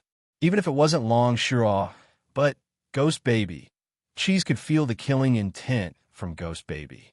And Juefeng, Long Shuruo frowned. These things are connected, and the demonized Juefeng and the crazy Iron Whistle were created at the same time.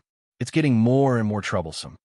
Cheese suddenly said, Lord Long, if Iron Whistle could be stabilized, can you? Before he could finish, he heard Ghost Child's cold snort. Cheese swallowed his words and said, I want to see my mother. Long Shuruo waved her hand. Xiao Jiang hurriedly said, Lord Long, I'll go and accompany Cheese. Seeing the two monsters leave, Chi-Chi Kamaya opened his eyes and said slowly, "One trouble after another. Why is there so much trouble these days?" Long Shirua said, "This thing called Iron Whistle. I'm afraid it's intelligent." Chichikamaya looked up. "Why do you say that?"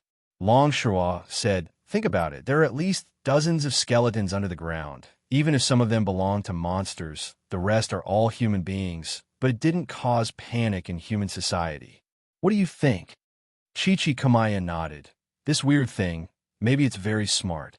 It's always looking for people with no identity, or people living alone, or even homeless. Even if it suddenly disappeared, it wouldn't be noticed. Also, its strange abilities are not something that any animal that has become a demon possesses." Ghost Baby said indifferently, "It doesn't even have a monster aura, or it can perfectly hide its monster aura and avoid my tracking." Longsha bit her nails, "But at least it can prove that this guy is cautious and won't expose itself easily, just like a mouse." Iron Whistle seems to care about Cheese very much. Chichikamaya said, "When Cheese was caught, this thing obviously wanted to save him. Lord Long, maybe we can use this point to lure this thing out." Long Shirua gave a start, frowning. "You mean use Cheese as bait?" "No, it's against my principles." "Master, this is an emergency," Chichikamaya said seriously. At this moment, a monster man in a black suit pushed open the door and walked in. Ghost Baby was enough to make him respectful, and then there were Chichikamaya and Long Shirua, who had higher status. He stood straight and said respectfully, "Master, we found Juefeng's whereabouts." "Where is he?" "He's hiding on the rooftop of a building called Yinshin." Long Shirua stood up and ordered, "Prepare the car. We'll set off immediately. I want to see him in person." Chichikamaya signaled Ghost Baby and the Monster Man to go out first. Then he looked at Long Shirua. "Lord Long, you can't go. Have you forgotten that Juefeng has something that can control monsters?" Long Shirua said seriously, "I'm partly responsible for what happened to Juefeng. Since it's my responsibility, I won't escape." Chichikamaya knew it was useless to dissuade her, so he sighed and said helplessly, "I know. Please let me follow you closely." "No, Ghost Baby can follow me." Long Shirua said suddenly, "I have another place for you to go." "Where?" "Go to see Xiang Lu." Long Shirua squinted. "Ask him something." She whispered something to Chichikamaya.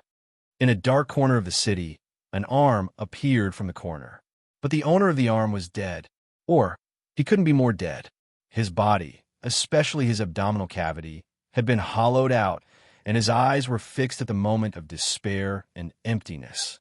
On his body, Iron Whistle lowered its head and devoured his internal organs bit by bit. But even though it was swallowing, it was still conversing with something, that strange voice. "You said he felt relieved?" Iron Whistle swallowed slowly and asked confusedly, "Those who were eaten by me were quite scared.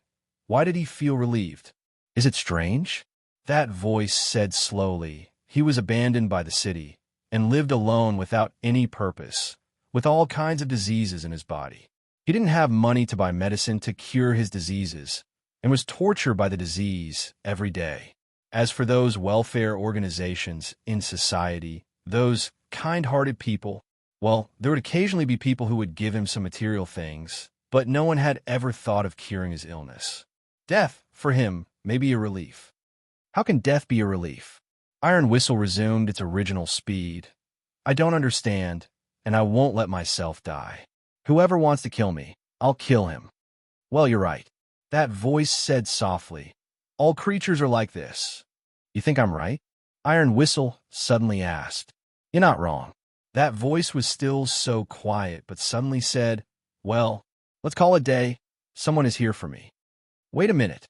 Iron Whistle raised his head, but didn't get any response. This voice came and went as it pleased. In the club, the boss changed his clothes with the help of Miss Maid and sat down, chuckling. "Mr. Chung, what's the matter this time?" Sitting in front of Boss Luo was Chung Yaran with bandages on her head and a pale face. Chapter 506. But even though it was already the third time they met, Chung Yaran still couldn't find out more from the other side. More information that he wanted to know. Even if it was just a small movement or a habit that could be seen from his character, there was none. He did try to spy on this mysterious merchant through observation before the third time he came in. But when the boss sat in front of him, Chung Iran couldn't help but overturn his childish thoughts. He wasn't like Zhong Luochen, who was born in a rich and powerful family. His observation skills were almost unpresentable. If he could see through people, he wouldn't have been played by Li Zifeng. This made Chung Iran almost swallow back the words he wanted to say, and after the other side said, "What's the matter?" he had no choice but to urgently say what he wanted to say. As if skipping the step of thinking, Chung Iran said while being surprised at his honesty, "Why? Can Hongguan also use this guitar?" Chung Iran felt that what he wanted to ask was, "Why can't I play this guitar?" But why is it this question?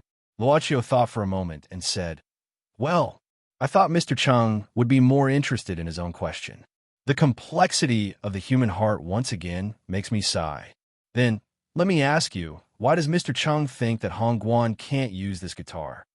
"This is something I bought," Chung Iran subconsciously said.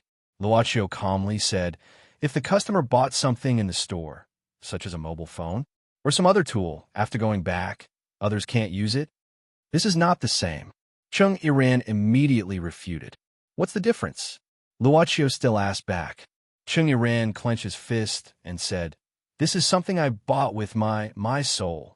Even if it's like you said, others can use it because of the ability of the product itself. But I, the original owner, can't use it. Is that acceptable?"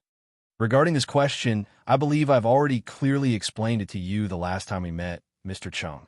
Luochio shook his head and said, "This time, I do not intend to answer this question.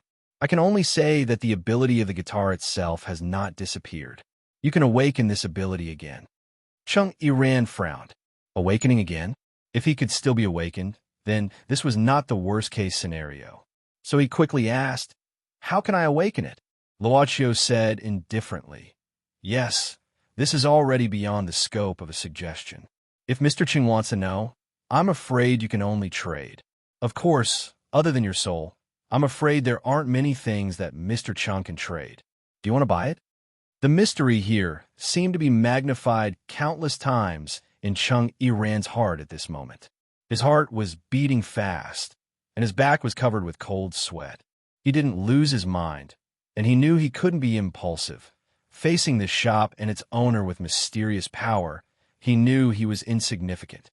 He knew that violence would not only not solve the problem, but would also lead the problem to a worse direction. He was still too stupid. He was still too young.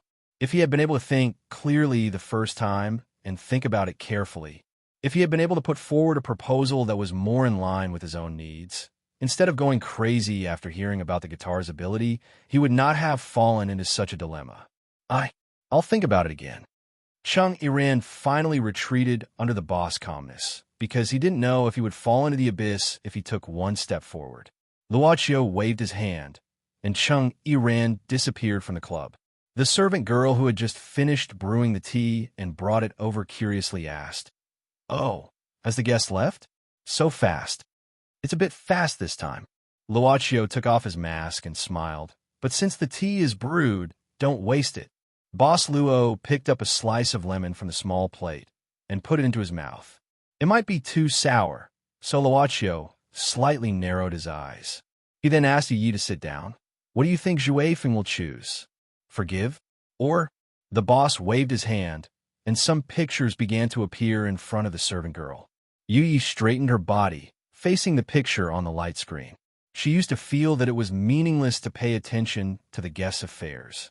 Time was meaningless to her. Later, she accompanied the new boss, and everything seemed to be a bit different. It was the afternoon. In the past, as long as the guests left, this place was as dark as before, even in the afternoon. The old boss would go back to his room, and she would close her eyes, sitting here. The lights were only turned on when the guests came in. But now, the lights were on, and she was not the only one. An afternoon like this, he really wished it could go on forever like this. They called this place Yunxin Building, which was built a long time ago. At that time, there were still a lot of short houses in front of this building, and the view was very good. But now, it was no longer the case. Many buildings taller than this one had appeared. Let's tear down all the buildings that are taller than us that are in our way. Zhui Feng suddenly had such an idea. He was standing on the railing of the rooftop of Yinxin building, where he could step on air with one step. He opened his hands and let the wind that passed through the buildings support his arms. He always liked this because it gave him the feeling of flying. But this was a very silly way of feeling, and many times he was even ashamed to mention it to others. But there were also some who were not others, but they were all in the past. At this time, the simple iron door on the rooftop was opened, and the rusty bearing made a squeaking sound. Zhui Feng silently counted how many footsteps there were. He knew that the people walking up were not his friends. Perhaps they were people who saw him as an enemy. He turned around. Standing on the railing, he was naturally taller, so he looked down. Those below were all old acquaintances. Master Long, I'm sure you won't be able to resist coming to me, Zhui Feng said as he looked around. Long Shuo was accompanied by Ghost Baby and two other male monsters in black suits. The boss said that the bell could only be used on those who were weaker than him. Zhui Feng had already verified this. Since the bell didn't have any effect on Ghost Baby, Long Shuo, the Shinryu of Kelowna, didn't even need to consider. But he could still face these big figures of the monster race calmly, so he must have something to rely on. There was an unexpected feeling of excitement to think that he could look down on the Shinryu of Kelowna so confidently. They all said that he was demonized, but there was nothing wrong with it. A red light flashed through wind-chasing Wolf's eyes. He sneered. When did the seniors of the monster clan become so cautious when dealing with a little monster like me? Are they afraid of me? Long Shuo stared at Zhui Feng's lips and suddenly waved his hand. Ghost Baby, you guys go back first. Ghost Baby naturally didn't dare to disobey Long Shuo's order. What a joke! Although he was ordered by Chi-Chi Kamaya to be the guard, the one he was guarding was indeed the Shinryu of Kelowna. If there was any danger, he didn't know who would be the guard. Ghost Baby didn't think that this would be dangerous to Long Shuo, so he silently led his subordinates to retreat and close the iron door. What do you want to do? Zhui Feng frowned and asked. Long Shuo took a deep breath, and under Zhui Feng's incredulous gaze, he deeply bowed to Zhui Feng. What do you want to do? Zhui Feng frowned deeper. What do I want to do? Long Shuo raised her head and said softly, I'm apologizing for my distrust of you before. If I didn't have a trace of doubt, you wouldn't be in this situation today. This was Kelowna's totem. Who in Kelowna could accept this Shinryu-esque bow? Zhui Feng's heart skipped a beat, and his expression couldn't help but become more serious. This wasn't a matter of strength, but a mental pressure. This bow was an attack on a deep-rooted concept of the monster race. Her words divided the two races. Her words were the golden rule of the monster race. But now she was apologizing?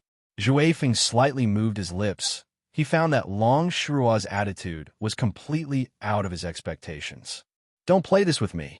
Chapter 507. Along with the roar, a blood-colored shadow slowly emerged from Zhui Feng's body. He stared at Long Shuo from top to bottom and suddenly laughed wildly. Ha ha! I know. You must have no way to release the control on those monsters, right? Long Shuo did not say anything, only silently looked at Zhui Feng. Zhui Feng coldly snorted, jumped down from the fence, pointed at Long Shuo, and laughed. Even the Shinryu of Kelowna is helpless. You have no way. You can't just watch them go on like this. Even if you don't want to, as the Shinryu-esque mission, you have no choice but to bow down to me. Am I right? You must sincerely apologize. Whatever you say, Long Shuo said indifferently. It's true that I want you to release the control of those monsters. But I also want you to calm down. Your inner demon came suddenly, but it's not impossible to get rid of it. I'm fine now. I don't need to get rid of any inner demon. Zhui Feng's face turned cold. You want me to release the control? What can you give me in exchange? They're all my most precious partners. Xiao Jiang woke up. Long Shuo suddenly said. He described everything that happened that day. Not only did you not hurt him, you also saved him. Zhui Feng was startled, but did not say anything. Long Shuo sighed. I know the real murderer is Iron Whistle. I think Xiao Jiang is ashamed of his misunderstanding of you. Oh, Zhui Feng coldly laughed. Is that so? So he can't die? That's a pity. But there is one thing you are wrong about. Yes, I did save him from that monster, but it was not because I wanted to save him. It's because I will be very unhappy if I can't kill the guy who betrayed me. Unexpectedly, this guy's inner demon was so persistent. Long Shirol was trying to figure out Zhui Feng's real state, but at this time, a shadow suddenly appeared from the fence of the building. The shadow jumped over the fence and jumped onto the rooftop. Did he climb all the way up from the outer wall of the building? Cheese? Xiao Jiang? How did you follow me? After landing, she saw Cheese. Xiao Jiang was carried on Cheese's back. Lord Long, I heard those monster uncles mention the name of Qin Yun Building. I know this is the place where Zhui Feng has been living. Cheese put Xiao Jiang, so we secretly followed him. Long Shiro said in a low voice, Nonsense. Cheese took a deep breath, looking at Zhui Feng. With this glance, he felt that he was pulled away from Zhui Feng and became very strange. This kind of strangeness was even greater than the past when he met Zhui Feng. Good, everyone is here. Zhui Feng sneered. I didn't go to find you, but you came to me. Aren't you afraid of death? I just heard what you said, Zhui Feng. Xiao Jiang held Cheese's shoulder and stepped forward. No matter how you blame me, I won't complain. I'm sorry, I didn't believe you at the beginning, but confess this matter to Lord Long first. Zhui Feng squinted his eyes. The red light flashed again, and the killing intent was like a real substance. Xiao Jiang was stared at by the blood-red eyes, trembling all over. He was so scared that he directly fell to the ground, instinctively kicking his legs, trying to hide. Zhui Feng sneered. You're afraid? Zhui Feng, enough. Cheese said anxiously. You know Xiao Jiang is timid. What's the point of scaring him? Zhui Feng waved his hand. I don't need to be afraid of my companion. He doesn't deserve it. As for you, Cheese, you don't deserve it either. Cheese said sadly. I know it's Iron Whistle who made you. It's all my fault. If I didn't bring Iron Whistle that day, so many things wouldn't have happened, and you wouldn't have. Zhui Feng, if you can calm down, if you can let go of those monsters in the hospital, you can do whatever you want of me. Kneel down, Zhui Feng said suddenly. Cheese was stunned. He bit his tongue, then lowered his head and knelt down in front of Zhui Feng. Crawl over here, Zhui Feng said expressionlessly. Cheese crawled towards Zhui Feng step by step. When he finally reached in front of Zhui Feng raised his foot fiercely and kicked him away. This kick contained real strength. Zhui Feng's monster power increased a lot after activating the power of the blood shadow in his body. After being kicked by Zhui Feng, Cheese directly vomited blood. Zhui Feng, if you continue to humiliate me, don't blame me. Long Shirua suddenly became furious. Kelowna Shinryu's anger was quite shocking to the demonized Zhui Feng. Zhui Feng snorted, pointing at Cheese who couldn't get up, and said angrily, Do you know what I hate most about you? Cheese raised his head blankly. It's hypocrisy. Zhui Feng's face was ferocious. It's self-righteousness. It's the attitude of taking everything on yourself, thinking that you can solve everything. Who do you think you are? Do you think you can solve everything as long as you take everything on yourself? Cheese, you think too highly of yourself. No matter if it was in the past or now, you are a hypocrite who thinks that you can help others achieve their goals. You think that you are great. Zhui Feng suddenly became agitated. Ah, how can I meet such a disgusting guy like you? Last time, it was also at this place. You stepped forward to save Xiao Jiang? You stepped forward? Unbelievable. Who do you think you are? The main character of a story? A great person? That monster doesn't look like a good person, and you still want to take the blame for it. Cheese, your universal love really makes me want to vomit. Zhui Feng, I never thought of it that way. Cheese spat out a mouthful of blood, and his face turned pale. What a joke. Zhui Feng's eyes were cold. Do you still remember the competition to decide the leader's position? Do you think I don't know that you were late on purpose? Do you think I don't know that even if you came in the end, you intentionally missed the last shot? Let me? Do I need you to let me? Bullshit. You're good. You've given yourself a good reputation for being humble. You've made Xiao Jiang and Nini think you're kind, and you've made them think I'm a domineering and unreasonable person. All of you call me leader, but in the end, which one of you is truly loyal to me? None. None. Feng suddenly waved his hand, and the blood shadow energy on his body surged out. He slapped the water tank beside him and roared, "None!" The water tank exploded, and a thick mist appeared on the rooftop. Feng calmed down and opened his hands to welcome the mist. I should have known. No matter who it is, you've always looked down on me from the bottom of your heart. Kelowna's Shinryu apologizing to me? Unbelievable. But if I didn't prove that I'm not the murderer, would you? Would you look at me? You wouldn't. You would only tell me that it's better to survive in this city. You would only give me this seemingly beautiful but insignificant favor. Ha ha ha. I, Feng, don't need anyone's pity. Bang! But the water tank suddenly exploded, and Ghost Baby couldn't restrain himself.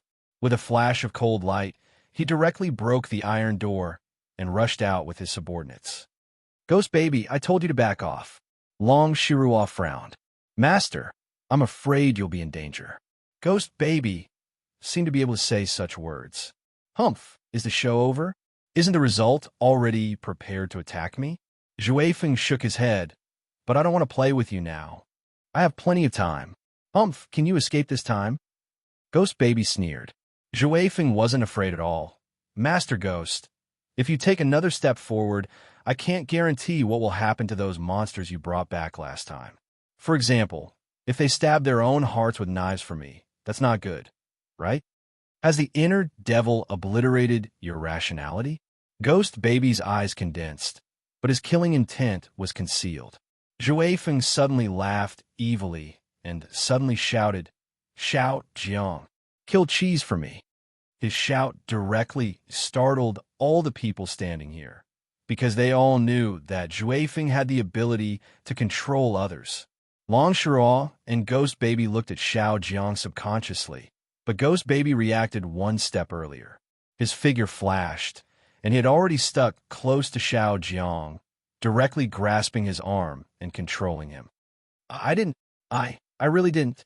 Xiao Jiang panicked and struggled. Ghost Baby gave a start. Long Shirao sighed. We were all fooled. Feng escaped. What a cunning guy. Ghost Baby helplessly put down Xiao Jiang. Is it because of the inner devil that he became so cunning? Or is it his nature? Because of the sophistry just now? But no one answered this question for Ghost Baby. They had to leave here. After Long Shirao got on Ghost Baby's car, she secretly took something out of her ear. Two small things.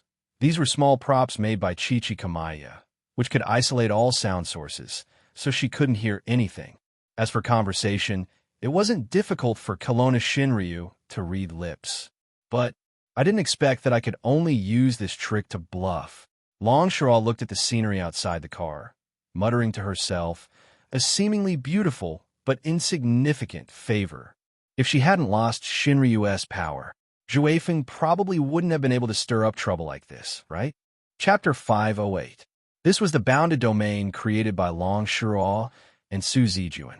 If they didn't tell him the way to enter, he would have to break in from the outside. For example, Xiang Lu, who used this method in the beginning, was trapped here. Chichi Kamaya was also a monster who had seen the spiritual vein. Of course, not only the one under the city. Therefore, he wasn't too shocked when he saw the river full of spiritual energy in front of him. At his age, many things were insignificant. Although the spiritual energy river was good, it couldn't move the old tortoise. But he was still frightened by Xiang Lu's appearance. To be exact, it was Xiang Lu's indescribable eyes. Xiang Lu, what happened to you? Gue Qinyi stood in front of Xiang Lu, carefully observing the chains that wrapped around Xiang Lu's body. Xiang Lu's eyes were filled with hatred. It was reasonable to say that in such a long river of spiritual aura, being cleansed by the pure spiritual aura every day, he should be able to calm his mind. Chichi Kamaya.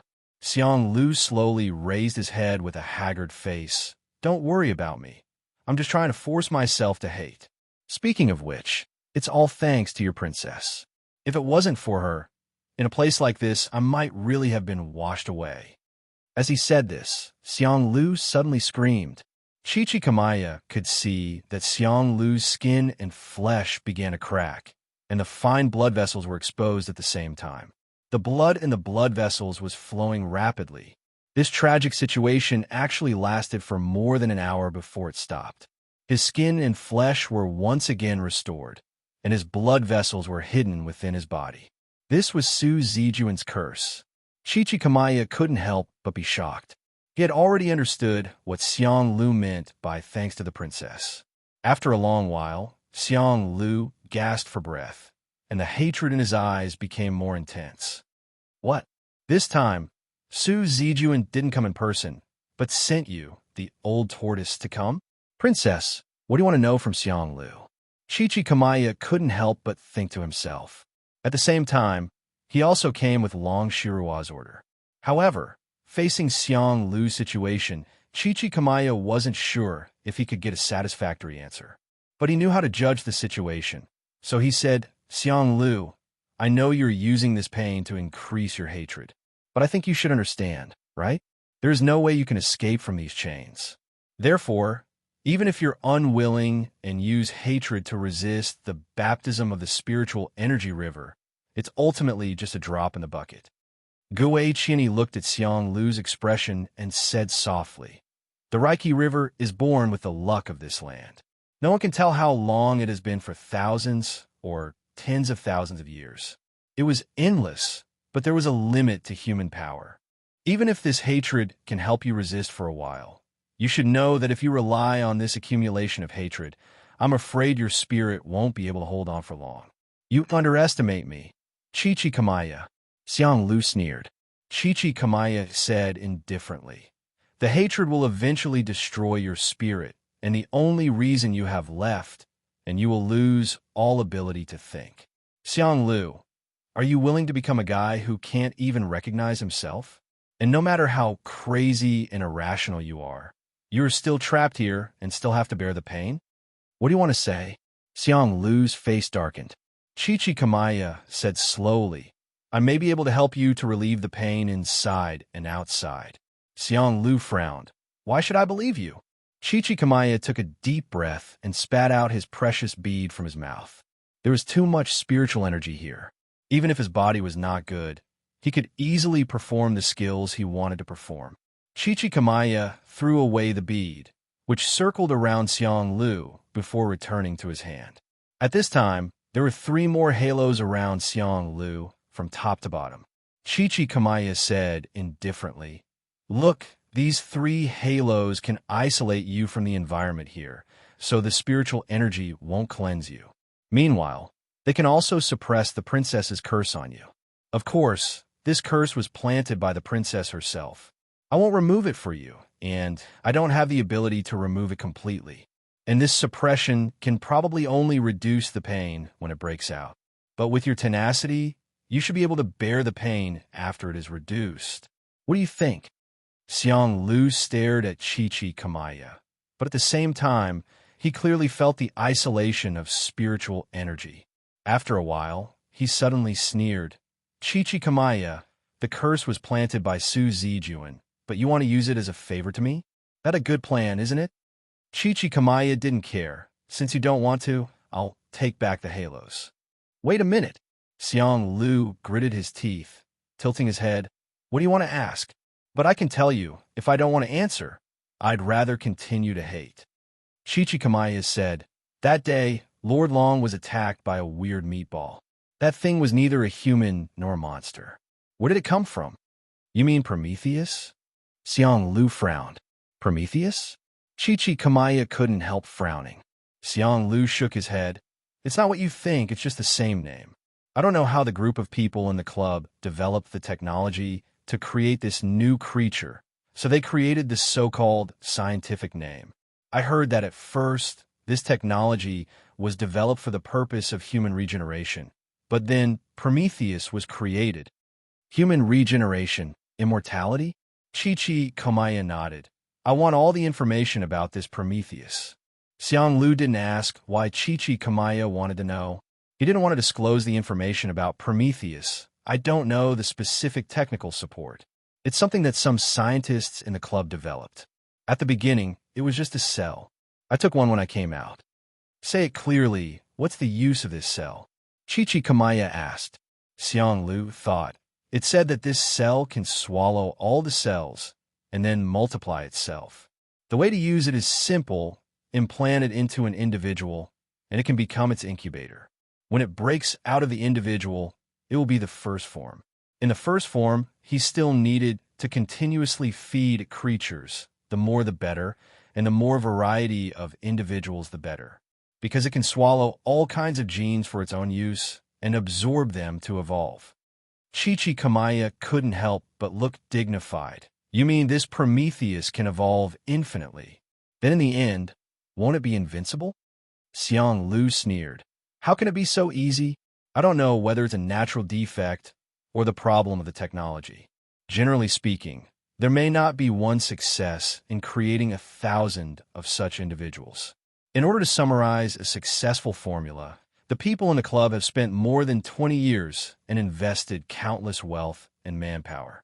So far, they have only managed to obtain a few individuals that can barely be considered successful. I heard that they have evolved to the end, and they are not completely stable products. Does this thing have any weakness? Chichi Kamaya asked directly. Xiang Lu said indifferently, there's no direct weakness. If you're strong enough, you can directly blow it into pieces. If you're not strong enough, you can only find the first cell and destroy it. Then, what did you feed the Prometheus in this city? Chichi Kamaya, you know the answer. Monsters. Gui Chini took a deep breath. Let me ask you one more question. Will those monsters have any effect on the Prometheus after we throw them into food? For example, thoughts. Xiang Lu shrugged. I don't know. I just used the product of the club. What do its side effects have to do with me? Chichi Kamaya didn't ask more. It seemed that Xiang Lu only knew this. He began to connect the dots of what had happened before and after. That day, Su Zijuan came to ask about Shu Yu. Connecting all the dots, Chichi Kamaya felt that he had some guesses about Iron Whistle and why it always stayed with cheese. What else do you want to ask? If not, get out of here. I want to have a rest. Xiang Lu snorted. He really needed a good rest. It was rare that he could resist the aura and suppress the pain of the curse at the same time. Chichi Kamaya nodded. Well, it's time for me to leave. Saying this, Chichi Kamaya suddenly waved his hand and broke the halos around Xiang Lu.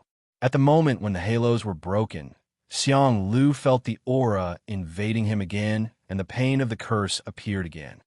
Chichi Kamaya, you lied to me. Did I? Gui Chini said slowly. I did help you resist the Reiki's cleansing and lessen the pain of the curse. Yes, but I didn't say how long I would resist it for, right? Chichi Kamaya. Chichi Kamaya covered his ears with his hands and shrank his neck. Stop it. Aren't you afraid of scaring me? Young man, calm down. Chichi Kamaya. Don't let me leave this place, or I'll let you experience the pain of dying. While Xiang Lu was screaming crazily, Gui Chini walked out of the Reiki River slowly with his crutch, and Little Turtle Fist gently hammered his shoulder. Are you kidding? If I really reduce the pain of the curse, the princess will stew me when she comes back. Therefore, this monster elder looked back at Xiang Lu with pity and said, Young man. Chapter 509. Prometheus? Long, Shirua frowned, continuously engulfing cells, absorbing different keen, unlimited evolution, human regeneration? Did Xiang Lu really say that? Yes. Chichi Kamaya said seriously. It had been more than 10 minutes since he crawled back to the pet hospital. When he came back, Long Shirua was already back with a gloomy expression. Chichi Kamaya knew that something bad had happened to her. Humph, these guys are so ambitious. Long Shirua sneered. Our monster race has studied the proposition of life evolution for countless years, but we've only crossed the river by feeling the stones. However, this Prometheus is also troublesome. It seems that there is a part of Shu Yu in Iron Whistle's body. I don't think it's a big mistake. Chichi Kamaya said seriously. This explains why Iron Whistle cares so much about cheese. However, we can't sense where Iron Whistle is through the monster aura, so it's not easy to catch him. Long Shirua sighed. rubbing her eyebrows, and said tiredly, "Now that we know the origin of Iron Whistle, the threat is reduced a lot. But Juefeng, he's the one I'm most worried about. Not only does he hate me, he hates everyone too much." Well, it's really tricky. Chichi Kamaya couldn't think of a feasible solution for the time being. Thinking of Juefeng's last question, Longsho suddenly said, "Chichi Kamaya, let me ask you whether I—" But before she finished the sentence, the door of the office was opened quickly, and Ghost Baby hurried in. "Lord Long, Mr. Tortoise, those monsters outside have returned to normal." Returned to normal? He is indeed back to normal. Chichi Kamaya frowned. However, I don't know if he has received Juefeng's order to go into hiding, or if he has really recovered. But why did Juefeng release the control of these monsters? Isn't this his bargaining chip? Longshaw secretly observed these monsters who had no idea what was going on. She bit her nails and said, "Are you planning to make them look normal so that they can leave this place?" "Maybe," Chichi Kamaya nodded. "If they stay here, Juefeng will lose a lot of helpers." "No." Long Shiruo frowned and said, "If that's the case, it's too easy to see through it. It's easy for the inner demon to see through people's hearts, so it won't do such a stupid thing. But he has no reason to give up his most powerful bargaining chip." Chichi Kamaya paced, unless these tools are useless here. So he simply give them up and looks for new tools. But that's not right. Even if he is looking for new tools, he has no reason to give up the bargaining chips here. What was the reason? Is it because... Chichi Kamaya suddenly looked at Long Shuo, and Long Shuo was also looking at him at this time, saying seriously, "The number of individuals he can control is limited. I'm afraid this is more likely." Chichi Kamaya gasped. Long Shuo smiled bitterly. "But we can't deny the first guess. Juefeng, I didn't know he could be so cunning. He is not an adult yet, but he is already like this. If he grows up completely, I'm afraid he will be much more dangerous than Xiang Lu. Let me confirm the situation of these monsters again." Chichi Kamaya proposed. Long Shuo nodded and suddenly said, "Wait, don't let Cheese know about Iron Whistle." Chichi Kamaya said seriously, "I know." Long Shuo just closed the office door and laid her head on the table. She rested her head on her hands, lying on the table, showing a rare trace of weakness, silently looking at the desktop calendar on the table. What happened in the past few days made Long Shuo feel like 60 years had passed. She had never felt that time was so long. It's only Friday. His performance this time should be good. He managed to deal with Li Zifeng's matter in one night. Cheng Yin could feel that his boss was in a good mood. Cheng Yin was also in a good mood as he felt that his status as a gold medal boy had been consolidated again. He walked into the old villa with his head held high and chest out, and saw Zhong Luochun, second young master. "Where is Cheng Yiran? He is not here now, but he should be back soon," Zhong Luochun said indifferently. Although it was said that he was transferred to another hospital, he actually came back right after leaving the hospital. But he didn't come back to rest after leaving the hospital. Instead, he wandered outside.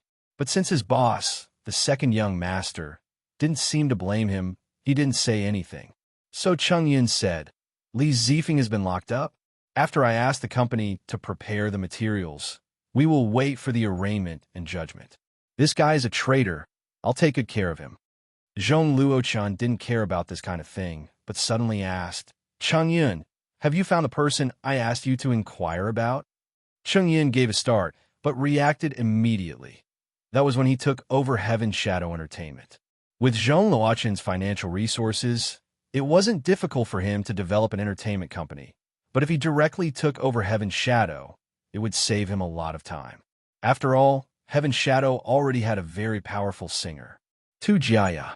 Taking over Heaven's Shadow meant taking over Tu Jiaya's original contract, but it was a pity that this singer was missing. Naturally, Zhong Luochun wasn't willing to let his resources disappear without a trace. "Sorry, second young master, our people couldn't find her at all," Cheng Yin said helplessly. "I've asked my family to check all the entry and exit records, planes, ships, trains, even the sky and the ground, but we couldn't find any records." Even her spending records could not be found for the past few months. It was as if she had evaporated from the face of the earth. Second young master, I suspect that this person is already dead, right? Even if she's dead, there would be traces. Zhong Luochun said calmly. I don't believe we can't find any traces. But without entry and exit records, we can't be sure if she's still in the country. Cheng Yun hurriedly said, Second young master, I've contacted some gangsters who specialize in illegal immigration, but there's still no news. If you don't, then keep looking. I'll keep following up. Cheng Yun nodded, opening his briefcase. By the way, second young master, we've rediscussed the program on Sunday. On Sunday, we plan to replace Iran with another newcomer in the company. She will be the singer. Here is her information. You can arrange it. Zhong Luochun shook his head. Obviously, he wasn't interested in the newcomer. Then I'll go now. Cheng Yun nodded. However, he was also quite happy in his heart. This newbie used as a replacement was not bad-looking, had a good figure, and knew how to please a man. Wait a minute. Unexpectedly, Zhong Luochun suddenly opened his mouth and said, Wait a moment. Stop the matter of this newbie replacement. Let me think. Cheng Yun had to restrain his rising desire, stopping respectfully. Help me find someone. Zhong Luochun suddenly said, Hong Guan. Hong Guan? Cheng Yun gave a start, not knowing why Zhong Luochun wanted to find Hong Guan. Yes, but I'm not sure if I want to see him. Anyway, I'll see him when I want to see him. Zhong Luochun nodded, but you can't let Cheng Yiran know about this go. So, will you see him or not? This young master's mind was getting more and more difficult to guess. But Cheng Yun didn't dare to say anything. He hurriedly left the old villa. It became quiet again, and Zhong Luochun started to read Les Miserables again. He read the part where the white-haired Mr. Madeline shouted, I'm Ran Archangel in the court. The part where he said, Ran Archangel. Chapter 5:10. Sometimes, Cheng Yiran would wonder if he had really stepped into that place.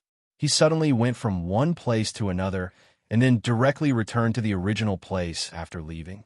He always felt that it was a bit too unbelievable, so he couldn't help but feel that he was dreaming. Maybe it was just his spirit that was pulled to that place. Friday, the afternoon of a workday. It was the afternoon of a special day when people in society were the happiest and the happiest in a year. After leaving the club, Cheng Yiran strolled alone on the streets of the city.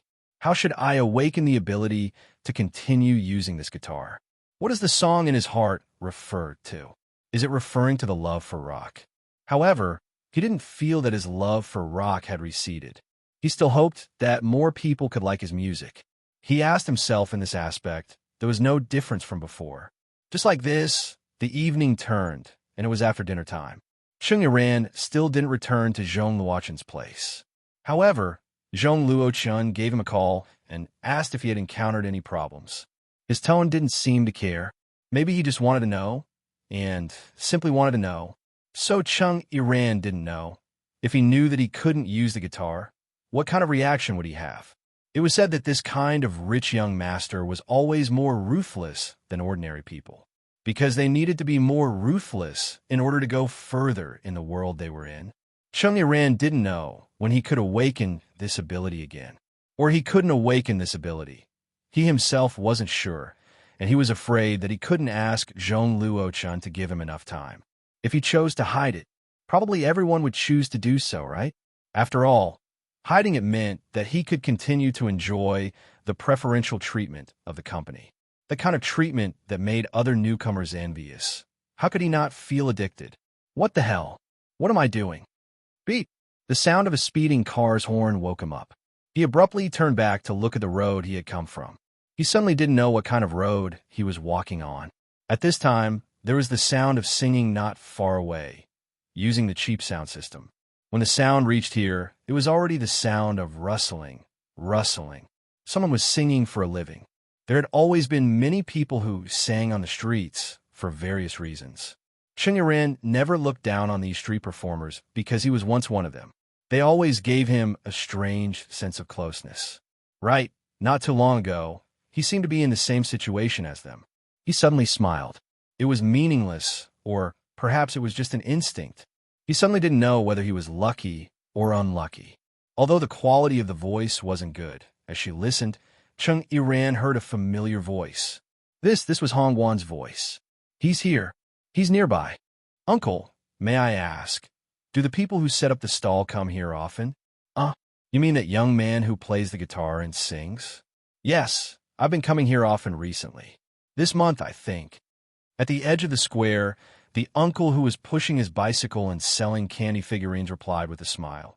This young man sings quite well. Do you want to buy a candy figurine? It's for the children to play with.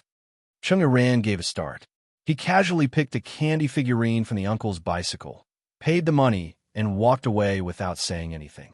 His eyes never left the small stall that sold chargers and mobile phone accessories not far away. Hongwan was playing the guitar and singing at the same time. It's not him who touched me, but me who touched him. After such a long time, your skills still haven't improved. So is your singing. No one cares about you, and the reward is even more pitiful. Almost nothing. Who's listening to your singing? Who's listening to your singing? Haven't you given up? But, why are you still so happy? You're singing Blue Lotus. Do you really have no worries? Unconsciously, Chung Iran had walked in front of Hongwan. Hongwan also naturally saw Chung Iran. His fingers that were sweeping the strings slowly slowed down and finally stopped at one half of the beat. Iran, why are you? Hongwan looked up in astonishment. Can we talk for a while? Chung Iran sighed. Have you eaten yet? It wasn't a high-class, convenient, or quiet place, but sitting on a small bench behind Hongwan's stall. Hongwan seemed to be unable to ask the question, but he forced himself to ask. Chung Iran's eyes were dazzled by the person in front of him. The person who drifted with him to the north, sang with him on the streets of Hohai Bar in Sanlitun of the capital city. He lowered his head and pinched the stick of the candy figurine, turning it slowly with a wry smile. We have become strangers. Hongwan scratched his head, then raised his head, not knowing how to answer. It's Li Zifeng. Chung Iran suddenly mentioned this name.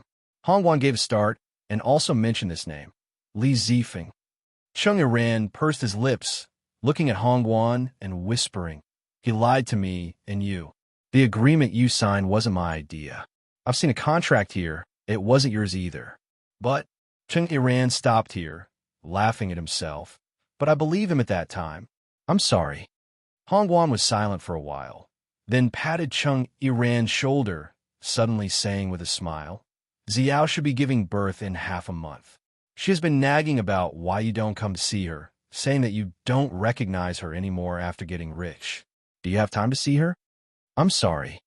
But Chung Iran turned his face. His voice was a bit hoarse. I just need to call you. Such a simple action. But he took a deep breath and sniffled.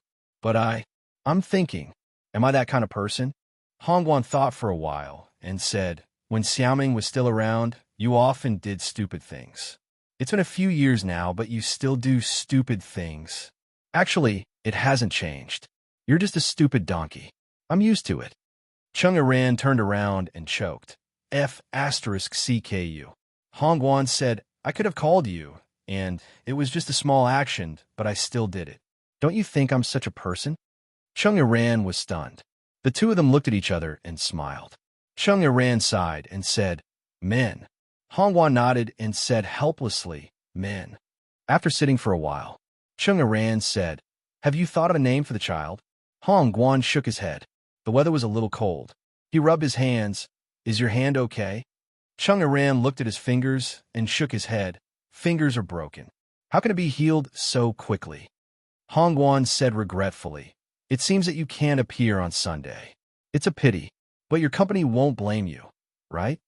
Not for the time being, but in the future. Chung Iran shook his head and said, It's hard to say in the future. Is it because of the car accident that has a bad impact on your reputation? Hongwan asked tentatively. It's not about the car accident. Chung Iran shook his head. It's just that there are a lot of things. It's much more complicated than when we were just squatting on the street. I see. I really don't know about these big companies. Hongwan nodded and didn't ask anymore. He believed that Chung Iran should be able to handle the problem by himself at this time. Chung Iran stood up at this time and stretched his back. Hongwan looked up and asked, Are you going back? It's getting late. I snuck out, so I have to go back. Chung Yiran nodded. Be careful then, Hongguan said with a smile. Chung Yiran turned around and left. After a few steps, he suddenly stopped, but didn't look back. Oh right, can you not sell power banks and sing at the same time? It doesn't look professional at all, okay? Hongguan smiled and said to Chung Yiran's back, I want to earn money for the milk powder, okay? Chung Yiran didn't say anything.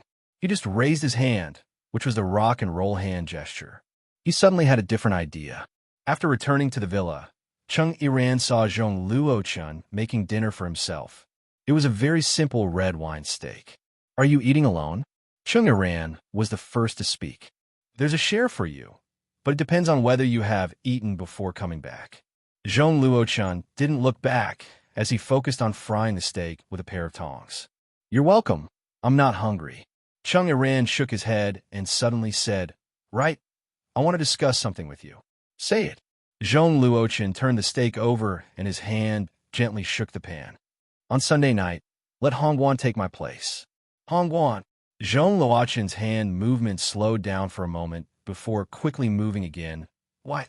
Could it be you feel that you owe him, so you want to compensate him? A little, Chung Yiran said indifferently.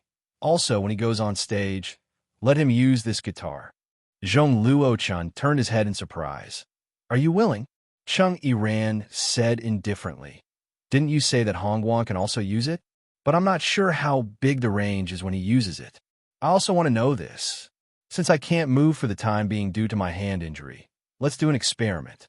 As long as I don't disclose the guitar matter to Hongguan. And I've always been the one playing, others have been affected. So I want to see what will happen if someone else plays it. Do you have any questions? No. Zhong Luochun shook his head. No. This idea is not bad. It's better for us to dig out the secret of the guitar than to go to the boss and let him take advantage of us. Chung Yiran shrugged his shoulders and casually went upstairs in front of Zhong Luochun.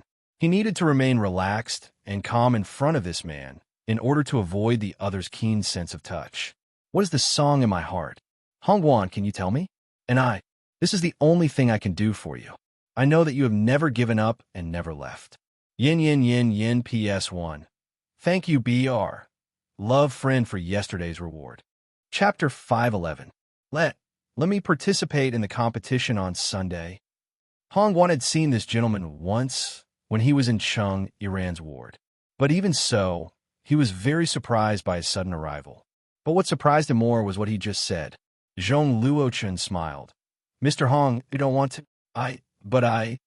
Hongguan shook his head. No. How did it become me? Can I? Although I don't know how strong you are. This is Yiran's proposal.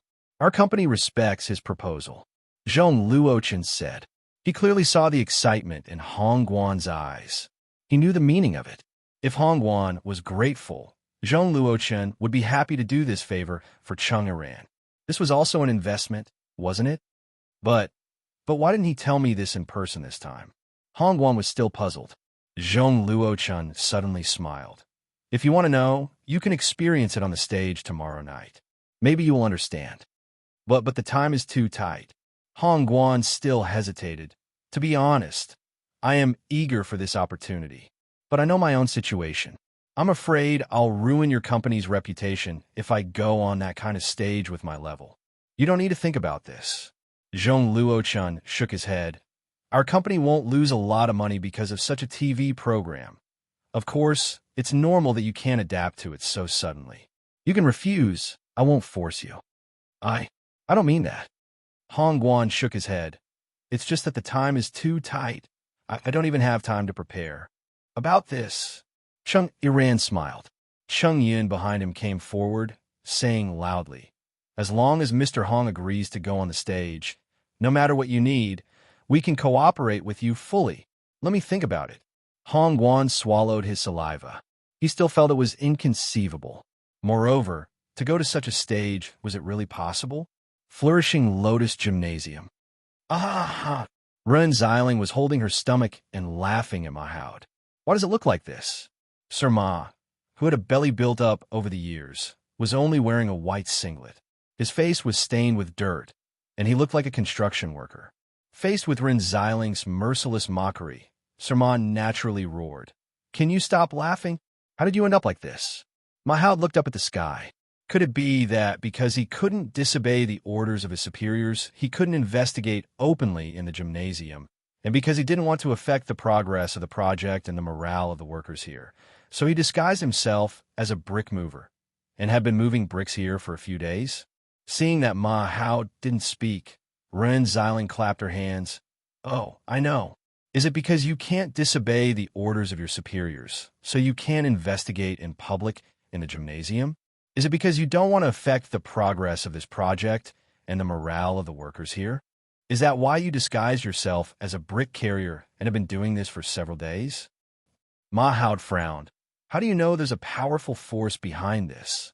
Ren Xiling raised her nose. Tut. I know it even if I think with my knees. You said there was a murder here, but there was no report and no police were nearby, and the project started again. Who would believe that there's nothing fishy behind this? Alas, Mahoud shook his head helplessly. This woman's intuition was quite accurate. So, do you have any news?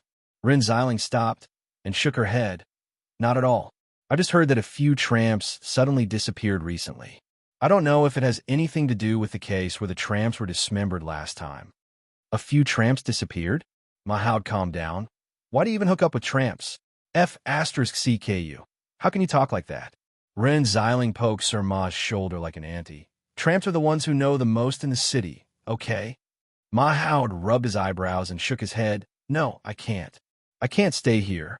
Not only can I not find any clues, but the foreman here is also a devil, working 16 hours a day. It's simply too much. I have to go back. I have to go back. Do you want me to give you a ride? Ren Xiling asked kindly. How much? Am I the kind of person who will charge you just to give you a ride? Am I that kind of person? Ren Xiling frowned and said sadly, Old Ma, how can you look at me like that? So how much do you charge? If it's expensive, I'll take the bus. How about 100? Ren Xiling licked her lips and then looked behind Mahoud, asking curiously, what's that? Mahoud also turned around and looked, then said casually, fireworks. Rich people use it to burn money. It seems to be for the program tomorrow night. Fireworks? Ren Xiling was stunned and muttered. So many? What if it explodes? Did you inform the fire department? I heard there will be a lot of people tomorrow, 60 or 70,000. Don't jinx it. Mahoud knocked Ren Xiling's head hard. Go and drive. Ren Xiling stuck out her tongue and pulled down her eyelids with her fingers, making a face. Sir Ma was more assured with an experienced driver driving. He was so tired that he fell asleep as soon as he got in the car.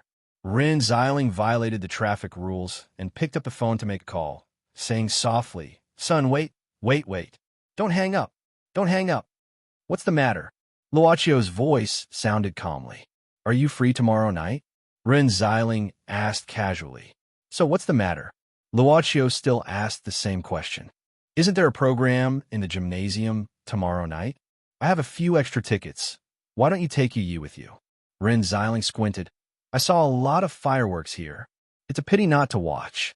Just watch the performance. Luocchio asked with a dubious voice. Ren Xiling smiled and said coldly, Boy, do you want to propose to Yu tomorrow? It's very romantic to propose to her with fireworks. Let me tell you, I went shopping with Lizzie a few days ago. Hello? Beep, beep, beep, beep. F***CK. You hung up on me again. Ren Xiling was so angry that she shouted at the phone. Do you want to die? I'll teach you a lesson tonight. Don't even think about sleeping. If I don't get angry, you will know my dignity as the hostess of the house. Woo! Wah! The female driver forgot the steering wheel at this time.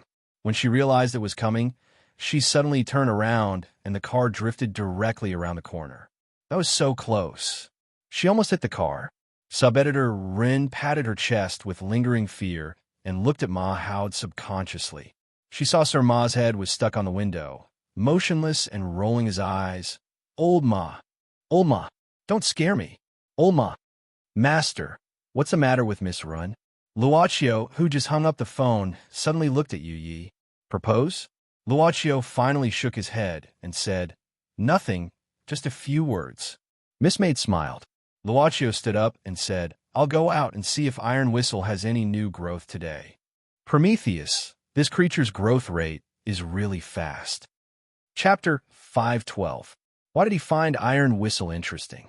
Because in addition to being a new life form, it also had a super high growth ability. Not in terms of its physical ability and development, of course, its growth was also very fast, but in terms of its thinking. It took 20 or 30 years for human beings to have a complete worldview from birth, while ordinary animals might not have it in their whole life. As for becoming a monster, it was a matter of time and favorable conditions. Luaccio began to explore the growth of Iron Whistle and had new surprises almost every day. It had been following its instinct. Even after learning to think, it still followed its instinct. Luaccio didn't try to guide Iron Whistle's thinking with the viewpoint of the outside world. He would not tell Iron Whistle everything he wanted to know. For example, if a mathematician gave a basic equation, what kind of theoretical system could the person who got it develop from this basic equation? What are you doing here? What are you doing here? Iron Whistle had been used to this kind of sudden sound, so it was calm. It didn't even intend to open its eyes, but just turned its body. It was wrapped in a thin blanket. There was a lot of intoxicating smell on the blanket, the smell of cheese. In addition to cheese, there were several different smells that could also arouse its appetite. This was a bed in a small room in the basement. To be exact, this was the room where Cheese and his family lived. After Shu Xiao Shu and her child were taken away by Long Shuo, it was empty for 2 days. To kill time, Iron Whistle gave a lazy answer to the voice. Luaccio felt this answer was very appropriate. Wasn't it? Iron Whistle was wrapped in a blanket, and its limbs were casually placed on the bed. Although its heavy body had bent the bed, it still looked like a house cat lying in a basket after a full meal. Because you're full. No, I'm hungrier. I recently found that I can't eat enough, no matter how much I eat. Is this the desire you mentioned? Appetite is indeed a type of desire. Iron Whistle was silent for a while and suddenly asked, "But why is it that I am not willing to move even though I am very hungry?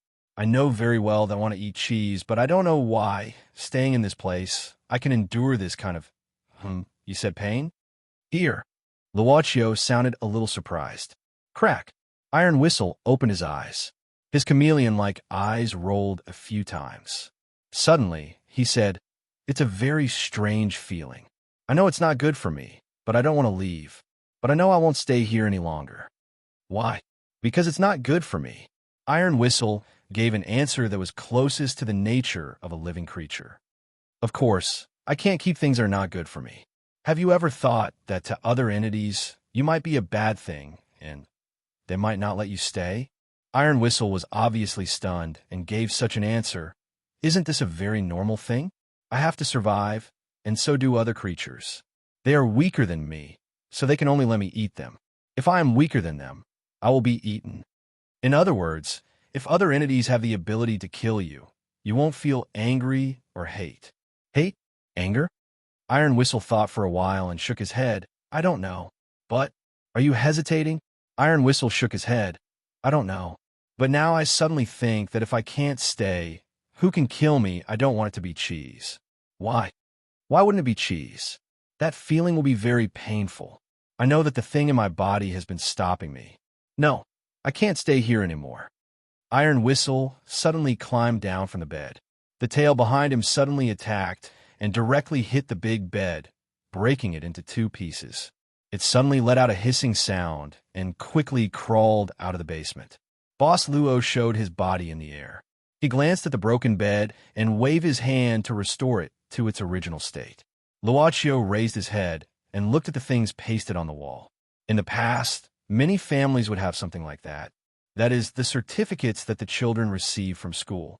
Parents always liked to stick them on the wall in a conspicuous place. No one knew who made the rule that it must be like this.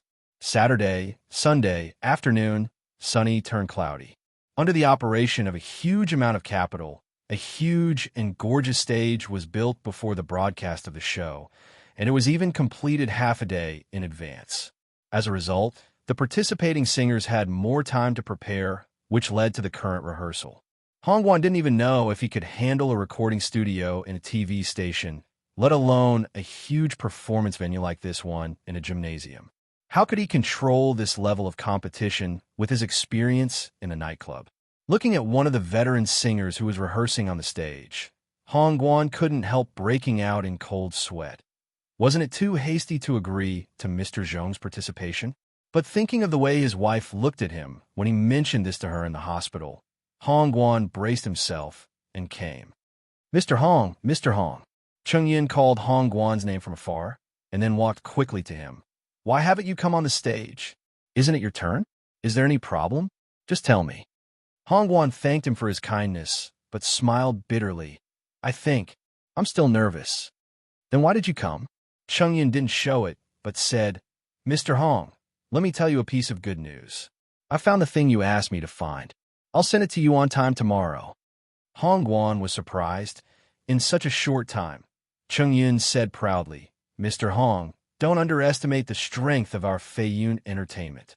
This is just a small matter. By the way, do you have any other requests? I'll try my best to cooperate with you.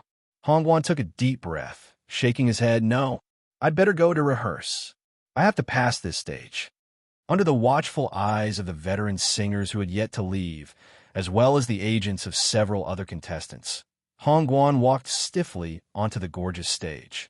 It was amazing. Less than a day ago, he was still selling power banks and singing in the square. Iran, do you want me to tell you something here? Facing the empty gymnasium, Hong Guan suddenly had such an idea. Another one came to the stage. Looking at the guy on the stage below, Wind-Chasing Wolf suddenly sneered, Go ahead, you won't be able to dance for long anyway. At this time, Wind-Chasing Wolf was standing on the roof of the gymnasium, overlooking the city. Not long after, a figure climbed to the roof behind Zhuefeng, and then walked to the front of Zhuefeng cautiously. It was not a monster, but a human wearing the staff uniform below. Well, a senior staff. Zhuefeng, I've done it for you. At this moment, the human quickly said, the things were swapped out before they were shipped over. They didn't even realize it, and immediately started installing it. The wind was very strong. The human stood there with his clothes fluttering.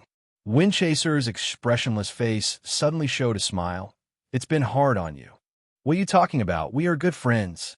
It's just a small matter. Why don't I help you? The human laughed happily. Yes, we're good friends. Zhuefeng narrowed his eyes. I'm really looking forward to tomorrow's special performance. Chapter 513. A Saturday seemed to have passed by peacefully. A Saturday without anything happening. It was a cloudy Sunday with gloomy weather. Long Shirua's office looked gloomy, as if it was injected by the gloomy weather in the pet hospital. Ghost Baby knocked on the door and came in with food in his hands. Chichi Kamaya asked him to send it to Lord Long, saying that he would feel better after eating it. He didn't doubt that Lord Long was just an ordinary person who needed to eat. He really thought that it was food that could make an adult happy. He was quite curious. Where's Chichi Kamaya? Master Gue is still checking those monsters who have woken up. Ghost Baby said respectfully, but according to Master Gue, they should have been freed from the control. Long Shua nodded, looking a bit solemn. That is to say, Zhuefeng really wants to do something. It also confirms the conjecture that the number of individuals he can control is limited. But what is he going to do next?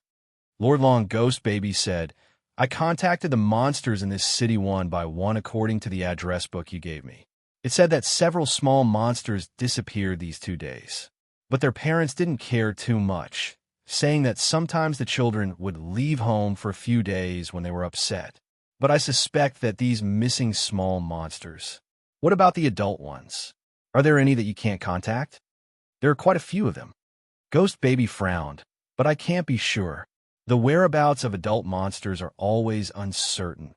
Speaking of the missing small monsters, Longshaw suddenly said, that day, Chichi Kamaya used his secretary to check the world. I saw that Nini seemed to be controlled too. You should have seen her that day in the underground parking lot. Right? Nini? Ghost Baby frowned. A small cat monster, female. Ghost Baby recalled, that day, I did see a small cat monster, but I didn't pay attention to her when the monsters attacked me. The ones that were sent back didn't seem to be her. I didn't see Nini when I was on the rooftop of the building yesterday. Long Shiruo was worried. Nini is friends with Zhuefeng, Cheese, and Xiao Jiang. Don't mention this to Cheese. Ghost Child said helplessly. Lord Long, I'm afraid there's nothing I can do even if I want to. After coming back from that building, Cheese locked himself in his room and didn't come out for a day and a night. He didn't talk to anyone, not even his mother, Shu Xiao Shu. Long Shuruo only felt an inexplicable irritation. She suddenly stood up. I want to go out for a walk. If anything special happens, let me know. Master, take care. Ghost Baby respectfully saw Long Shuruo off. But Long Shuruo just went out when Ghost Baby hurriedly ran out with a phone in his hand. Long Shuruo forgot to take it. However, Long Shuruo was nowhere to be seen when he chased after her. Forget it. Ghost Baby didn't care. As a Shinryu in Kelowna, he didn't need a phone, so he shrugged and closed the door. Outside the pet hospital, Long Shuruo didn't even want to be recognized by others. Her appearance could be recognized by all the monsters in the whole Kelowna. So she took off the disguise made by Gue Qianni and looked at the city where she had lived for more than 100 years with her current appearance. After a long time, it was already evening and the sun was about to set, but she still had no clue. Should I go to that shop? This thought suddenly popped up in Long Shuruo's mind. But it was only for a moment, and she dismissed it. She told herself that she couldn't. As a Shinryu in Kelowna, she never gave in to anything. Calm down. I'm just not used to the sudden loss of power. But I'm still me. I still have my memories. After all, she was the true dragon of the godly land. The dislocation of the sudden loss of power did disturb her for a few days. But if she became like this body at this moment, because of the loss of power, she became a helpless little girl. Shinryu's pride wouldn't allow her to do that. Think about it carefully. Long Shuruo suddenly closed her eyes. Although her power was gone, her ability to calm her mind was still there. Even in the busy city, she was still able to keep her mind as clear as a mirror. Everything that had happened in the past few days flashed through her mind, and the noises in the bustling city were separated one by one. Suddenly, she opened her eyes and looked at the huge advertising screen installed in the building in front of her. At this time, the advertisement that was playing pulled her back to reality from this kind of unraveling thinking. This was the hottest topic in the city this week. It was an advertisement for a TV show that had risen to the level of a concert. It was tonight, 7:30 p.m. Flyer. The flyer that Ghost Child brought back last time. Could it be? Long Shuruo suddenly put her hand in her skirt, and then her expression changed. Where's the phone? But she couldn't care so much now. She picked up her skirt and ran. She walked to a taxi that was parked on the side of the road. She cut into the line of people waiting to take the taxi and knocked a man who was about to get on the car away. She jumped into the car and slammed the door shut. The taxi driver was startled by the sudden appearance of the little girl. Little girl, where are your parents? Drive. Kelowna's Shinryu roared. If you don't drive now, I'll call the police. I'll jump out and report you for child molestation. And give me your phone. The driver. Old driver, damn. This little girl is so fierce. Maybe she's not young, but just suffering from dwarfism? Here. The driver had no choice but to pass the phone to the back seat. Long Shuruo took the phone and wanted to call Ghost Child. What's the phone number again? Forget it, call Chichi Kamaya. What's the phone number again? Damn it. Since there's an address book in the phone, who will remember the phone number? That. Little girl, where are you going? You haven't told me. To the pet. No, it's too late. Long Shuruo frowned. Gymnasium, go to the gymnasium. Hurry up. The taxi driver murmured, but didn't say anything. He stepped on the accelerator and drove faster. Although there was still more than an hour before the official opening, the gymnasium was already crowded with spectators waiting to enter. 60 or 70,000 people needed a lot of time. Zhuge here. Here. Carrying two big bags in his hands and wearing oversized clothes, the fat man panted as he ran to a girl who was waving at him. I bought a lot of things. You just ate something, didn't you? Pig. The girl pouted and scolded him, but took out a tissue to wipe his sweat. You can't do anything about it. Zhuge giggled. The girl took his arm and smiled sweetly. It's rare to get 2 votes. Let's go in. Jipping, I'm here. Chapter 514. Lin Feng tilted his body about 30 degrees to the left and was reading a report in his hand. The reason why he tilted his body like this was because Officer Ma, who was sitting in front of the table, had his neck tilted. Damn Rin Xiling, I just squinted for a while and my neck was crooked. Forget it, I'll go find an old Chinese medicine doctor after work. It's inconvenient for my neck to be crooked all day. Why are you reading so fast? Are you in a hurry? But Sir Ma, whose neck was crooked, was not happy to see anything at this time. Seeing Lin Feng's crooked body made him even more annoyed. He was annoyed. He just wanted to scold him.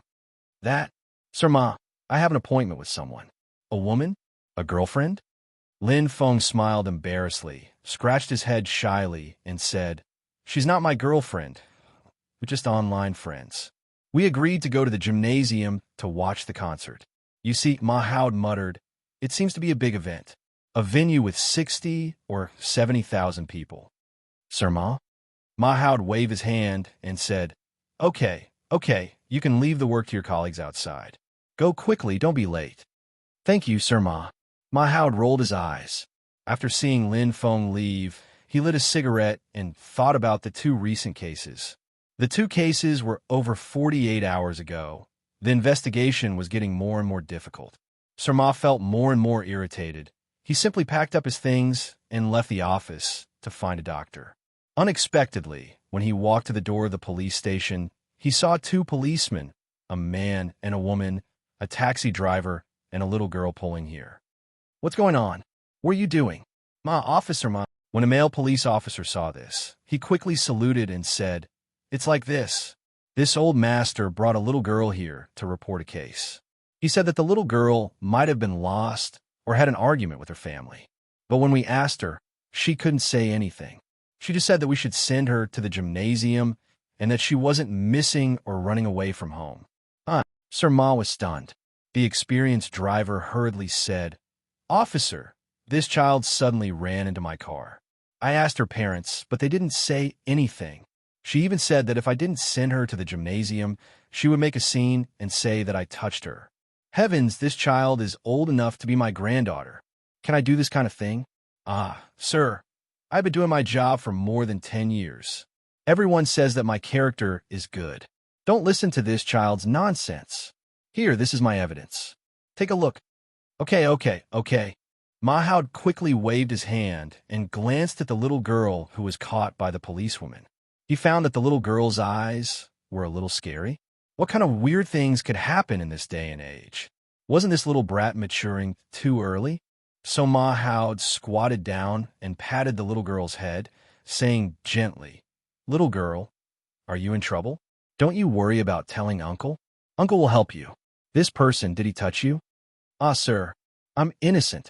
If I had such a thing, would I be able to bring her here? The old driver suddenly blushed. Would I be able to do such a heartless thing? If I did, I would die a horrible death. Okay. I'm just asking. Don't be so agitated. Ma Hao stared at the experienced driver with disdain. At this moment, the little girl who was patted on the head, Kelowna Shinryu, who was now just a little girl, felt that she was completely broken. Heavens, she didn't expect that the driver would directly bring her to the police station. Where are your parents? Are you alone? What's their name? Where do you live? Sir Ma kept asking. Can you? Long Shaw took a deep breath.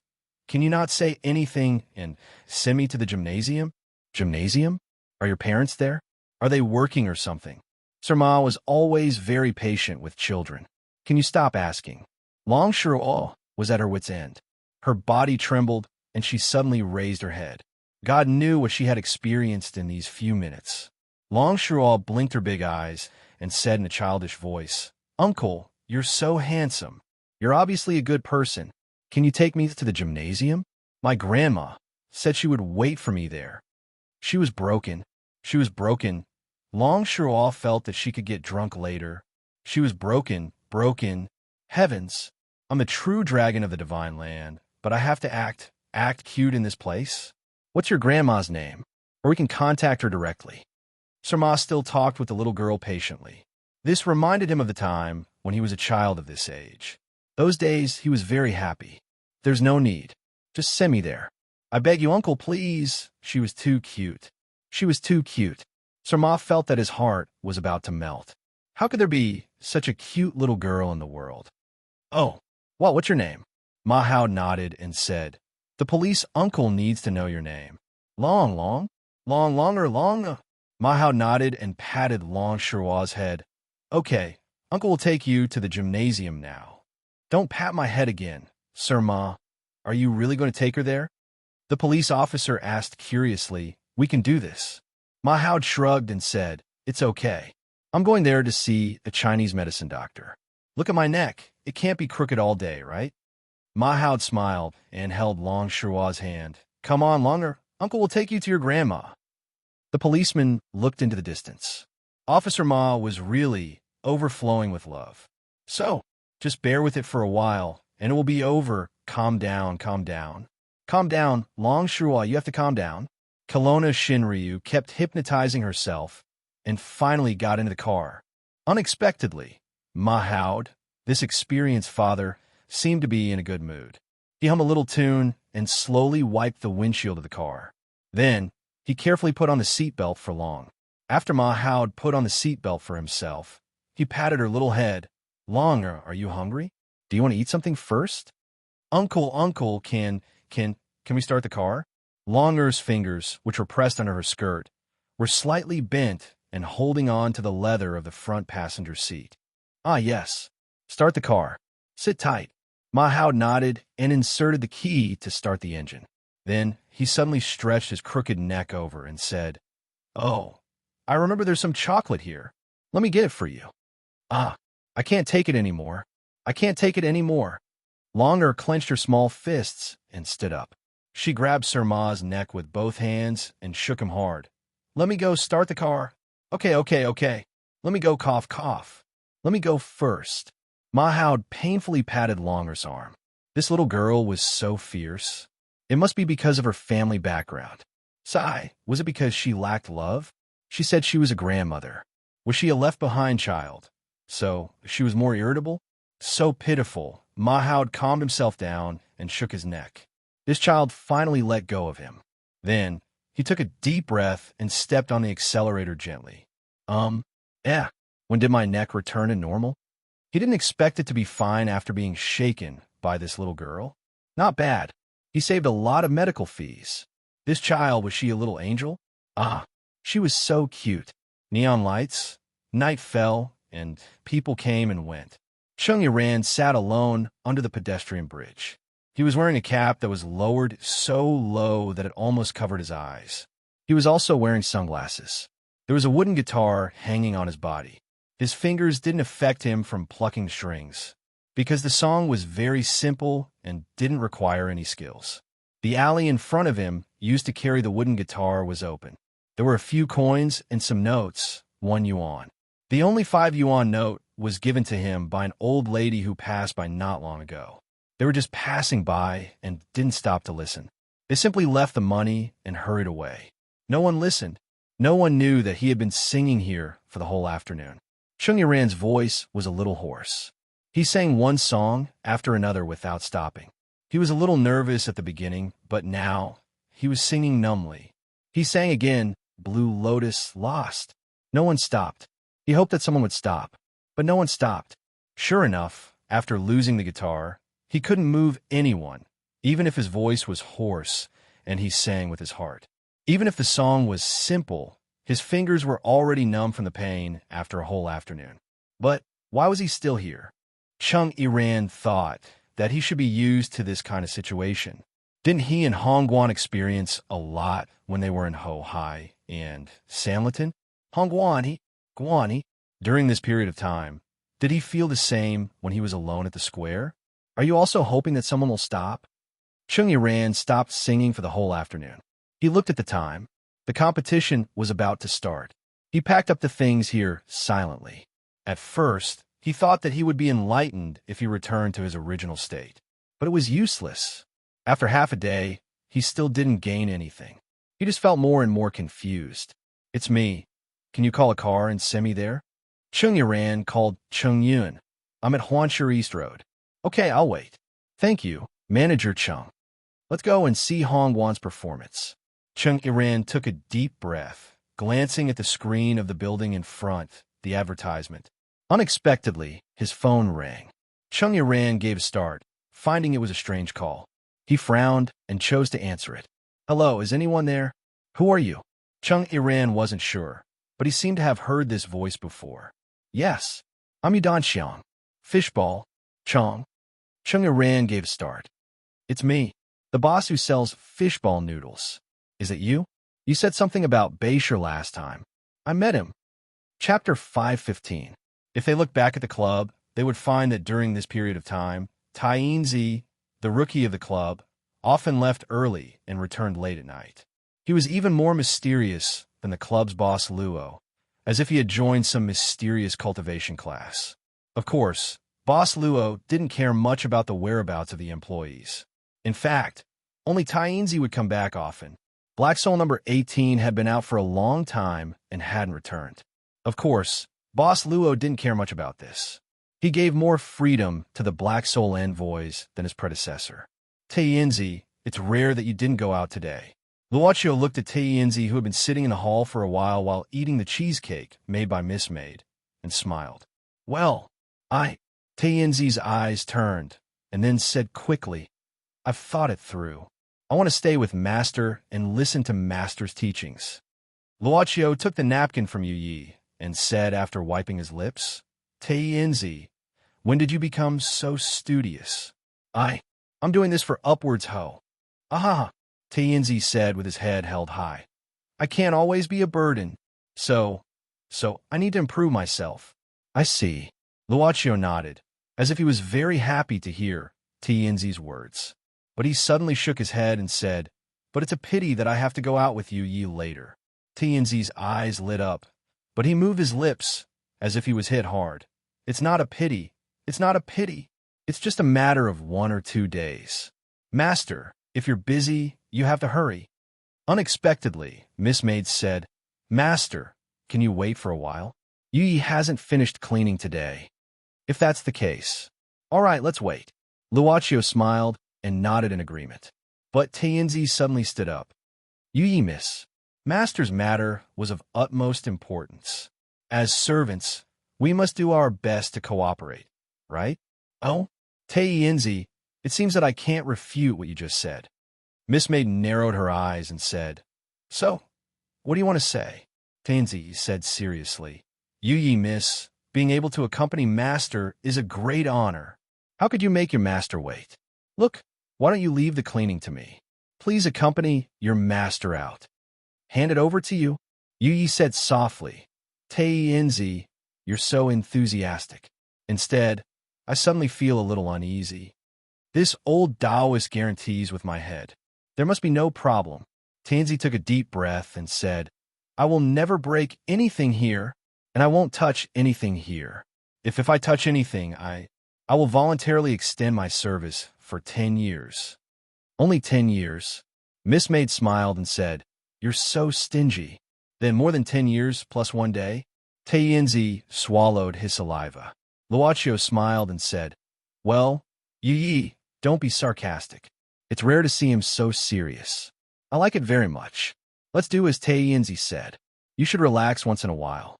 Yes. Master was absolutely right. It's the truth. Yu Yi, miss, you've worked hard. You should have a holiday once in a while to relax. Tainzi quickly echoed. Miss Maid looked embarrassed. Since Master said so? Well then, Tainzi, this is the key to the utility room. Don't lose it. I'll check it when I come back. A long key appeared in front of Tainzi out of thin air. This newbie swallowed his saliva and hurriedly said, I will definitely do it. Will. Master, please wait a moment. Allow you to go back and change clothes. It's my pleasure. Boss Luo smiled and watched Miss Maid go upstairs. Soon after, Miss Maid took the boss's arm and walked out of the door side by side. Tainzi, I'll leave this place to you. Then the rookie Black Soul messenger heaved a long sigh of relief. Tainzi waited for a while. After calculating the time, he was sure that the master wouldn't come back suddenly. Tainzi then took a deep breath and looked at the ancient long key in his hand. Then he quickly walked to the door of the utility room. He opened the door with trembling hands and walked in. He turned his eyes and walked to a cabinet without saying anything. He opened the glass door and took out something from it. The best that Boss Luo bought with 1,000 yuan not long ago. Good heavens, Tianzi muttered to himself. If it weren't for the fact that we all have faith, I wouldn't care about you. Bah. I'll get off here. Wait for me. Cheng Yiran said to the driver. This was the car of Feiyun Entertainment. As for the driver, of course, he was the rookie that the company valued. Okay, Mr. Cheng, I'll wait for you in the parking space in front. Cheng Yiran didn't say anything. He quickly opened the door and walked into the alley. He was familiar with this area, so he turned left and right. It didn't take long for him to arrive at the street where a nightclub was located. Here, he saw the fish egg stall from afar, and also saw the boss, Yu Danxiang. Cheng Yiran quickly walked behind Yu Danxiang and shouted. Yu Danxiang quickly put down the things in his hand and walked to Cheng Yiran in his blue slippers. Aya, little brother, you came so fast. Let's not talk about this first. You said you saw that person. Is that true? Cheng Yiran said seriously. Fishball Chong raised his eyebrows and said, Of course. I, your uncle, have never lied to anyone. Hey, did you see him? It's the old man with the afro eating noodles over there. Cheng Yiran was stunned and frowned. Boss, are you kidding me? I came from afar. Don't lie to me. I remember you said it was a young man last time. Ugh, did I say a young man? Yu Danxiang was stunned and then shook his head. Absolutely not. It's this afro old man. How can I mistake such an obvious feature? If you don't believe me, go and ask him yourself. Cheng Yiran was helpless. He could only walk to the small table with doubts, looking at the old man with the afro, a checkered shirt, tight pants, and crocodile leather shoes. What kind of disguise is this? However, Cheng Yiran felt a strong retro style from this weird old man. This old man, may I ask? The old man with the afro raised his head with an impatient look. What's the matter? Do I know you? Cheng Yiran frowned. The voice sounded familiar, but he couldn't remember where he had heard it before. However, he didn't delve into it, but said quickly, I heard from the boss that sold fish balls that you bought a Bess from him some time ago, right? Bess. The old man with the afro scratched his head and then suddenly realized, Oh, you mean that Bess? Yes, that's right. Why? Do you have a problem? Cheng Yiran was overjoyed and quickly sat down. Uncle, that Bess is very important to me. Can you transfer it to me? You want it? The old man with the afro frowned. But I also like it very much. Besides, I bought it with real money. Why should I give it to you just because you want it? Cheng Yiran took a deep breath and said, Uncle, this Bess is really important to me and to my friend. Just give me a price. How much did you buy it? I'll buy it back with double the price. Unexpectedly, the old man with the afro slammed the table and snorted, Humph. Is it a matter of money? Damn it, do I look like a person who does it for money? I'm sorry. Uncle, that's not what I meant. Don't be angry. Cheng Yiran said quickly, I'm just too impatient. Because it's really important to me. That's why I'm so impatient. The old man with the afro frowned. Is it really important to you? Cheng Yiran took a deep breath and nodded heavily. The old man with the afro snorted. Since it's so important, why sell it? Why is it still important to you? Cheng Yiran smiled bitterly. Things are more or less complicated. But please believe me, it's really important to me and my friend. So, if it's possible, please sell it to me. The old man with the afro pondered for a while. Seeing Cheng Yiran's anxious expression, he said slowly, I can sell it to you, but you have to prove to me that it's really important to you. Chapter 516. You know, sir, how do you want to prove it? Cheng Yiran pondered for a moment and asked. The old man with the afro snorted. Funny. You keep saying that this is very important to you. Very important. I want you to prove it, but you still ask me? Is there such a reason? Cheng Yiran was speechless. He became more and more anxious, watching the time passing by. The feeling of wanting to leave became stronger and stronger. It was a kind of intuition. Intuition told him that Hongwan's performance might be able to awaken his lost ability to play the guitar. This was a very urgent desire. even making him feel that if he missed this opportunity, it would be very difficult to find it again. He didn't want to waste time here with this strange old man. If he could directly buy Bess back at a high price, that would be ideal. But this strange old man was obviously deliberately making things difficult. Perhaps he wanted to raise the price? Chung Iran took a deep breath and said, "How about this? Sir, can you give me your contact number? I'm actually in a hurry now. As for Bess, we can talk about it later. Please believe me, I am very sincere and want to buy it back. The price is negotiable." Unexpectedly, the old man didn't answer, but looked at Yu Danxiang and said, "Boss, the bill." After the old man put a bill on the table, he stood up directly and was about to leave, without looking at Chung Iran. Sir, where's your contact number?" Chung Iran couldn't help but ask anxiously. The old man with the afro didn't turn his head and said, "No, why should I leave it to you? You said this is very important to you, but now you want to leave immediately. I don't see any sincerity." Chung Iran said helplessly, "Sir, you're older than me, and you have more experience than me. You should know that sometimes people really have to make a choice in a dilemma, and you can't attend to one thing and lose the other. If you were me, and there was a very important thing in front of you at the same time, what would you choose?" The old man with the afro suddenly turned around. "Extremely important? Then let me ask you, is this a matter of life and death?" Chung Iran subconsciously shook her head. The old man with the afro said indifferently, "Is your wife giving birth? Family member critically ill? Or was he in a hurry to save them? Or is it because you have a big business deal that you want to cancel if you don't go? Everyone in the company is waiting for you to start your business? It concerns the livelihood of hundreds of people." Chung Iran shook his head one by one. He was unable to explain his true reason, but he couldn't help but think what this old man is saying is probably really important. The old man with the afro finally said indifferently, "Then tell me, what is more important than this, Bess? What's wrong with me returning it to you? If you can't justify it, I'm sorry, but I won't sell this, Bess. You won't be able to find me in the future, and don't bother me anymore." "I got it." Chung Iran suddenly took a deep breath. "Uncle, I won't go. I'll keep an eye on you until you're willing to sell it back to me." The old man with the afro suddenly said, "Oh, then you can follow me." After saying that, the old man with the afro turned around and walked away. Chung Iran frowned and braced himself to follow him. He didn't know where the old man with the afro was going to go, so he just followed him silently, and his mood became more and more anxious. He calculated the time, calculating whether he would be able to catch up with Hongguan's appearance. Each step was more difficult than the previous one. Each step was heavier than the previous one, but it was also unstable. After walking for about a street, the old man with the afro suddenly stopped and walked into an old house, but told Chung Yiran not to follow him. Not long after, the old man with the afro came down with a bag in his hand. Chung Yiran even recognized that it was the bag that Hongguan used to carry his Bess. He couldn't help but be overjoyed. "Uncle, you're going to..." Unexpectedly, the old man with the afro didn't say anything, but carried the bag on his back, looked at the direction, and then walked in another direction. Chung Yiran was helpless, lowering his head and sighing. He could only continue to follow him.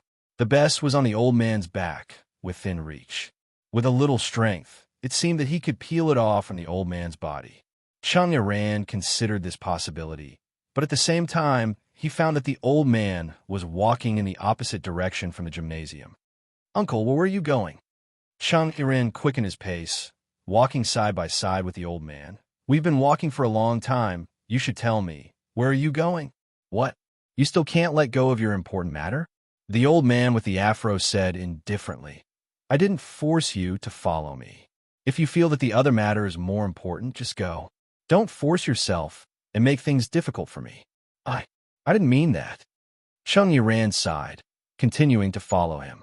He followed him, walking through the bustling streets, the downtown area, and the remote alleys. This kind of aimless wandering made Chung Yiran impatient to an unimaginable degree. What was the meaning of this? What was the meaning of walking forward aimlessly? He didn't see any intention of the old man to sell him. Instead, it seemed that the old man was telling him to back off. In the end, Chung Iran didn't know what he was doing at all. This feeling seemed to bring him back to the past. When he came out of the detention center, he aimlessly went all the way south, leaving the courtyard of the old alleys in the capital. He even had the idea of giving up rock and roll. He even had this idea earlier than the first band member who said that he wanted to leave. But he didn't tell anyone. He didn't know how he had been holding on. Whenever the members of the team were discouraged, he would always cheer them up. He always said that in order to make Xiaoming's dream come true, they must persist on this road. Since they had come so far, wouldn't it be a pity to give up now? No one wanted to give up halfway, and they were even more unwilling to give up the efforts they had made. He didn't want to give up his own sweat and time. He didn't want to give up the pain he had endured, and he didn't want to give up the tears he had shed alone. In this way, although he knew that there would be no result, he still held on numbly. It was meaningless, numb, and a waste of time. Obviously, as long as he stopped now, as long as he rushed there, as long as he went to see Hong Guan. But when he felt Hong Guan playing the guitar, he might be able to regain the lost ability and continue to use the guitar to go all the way.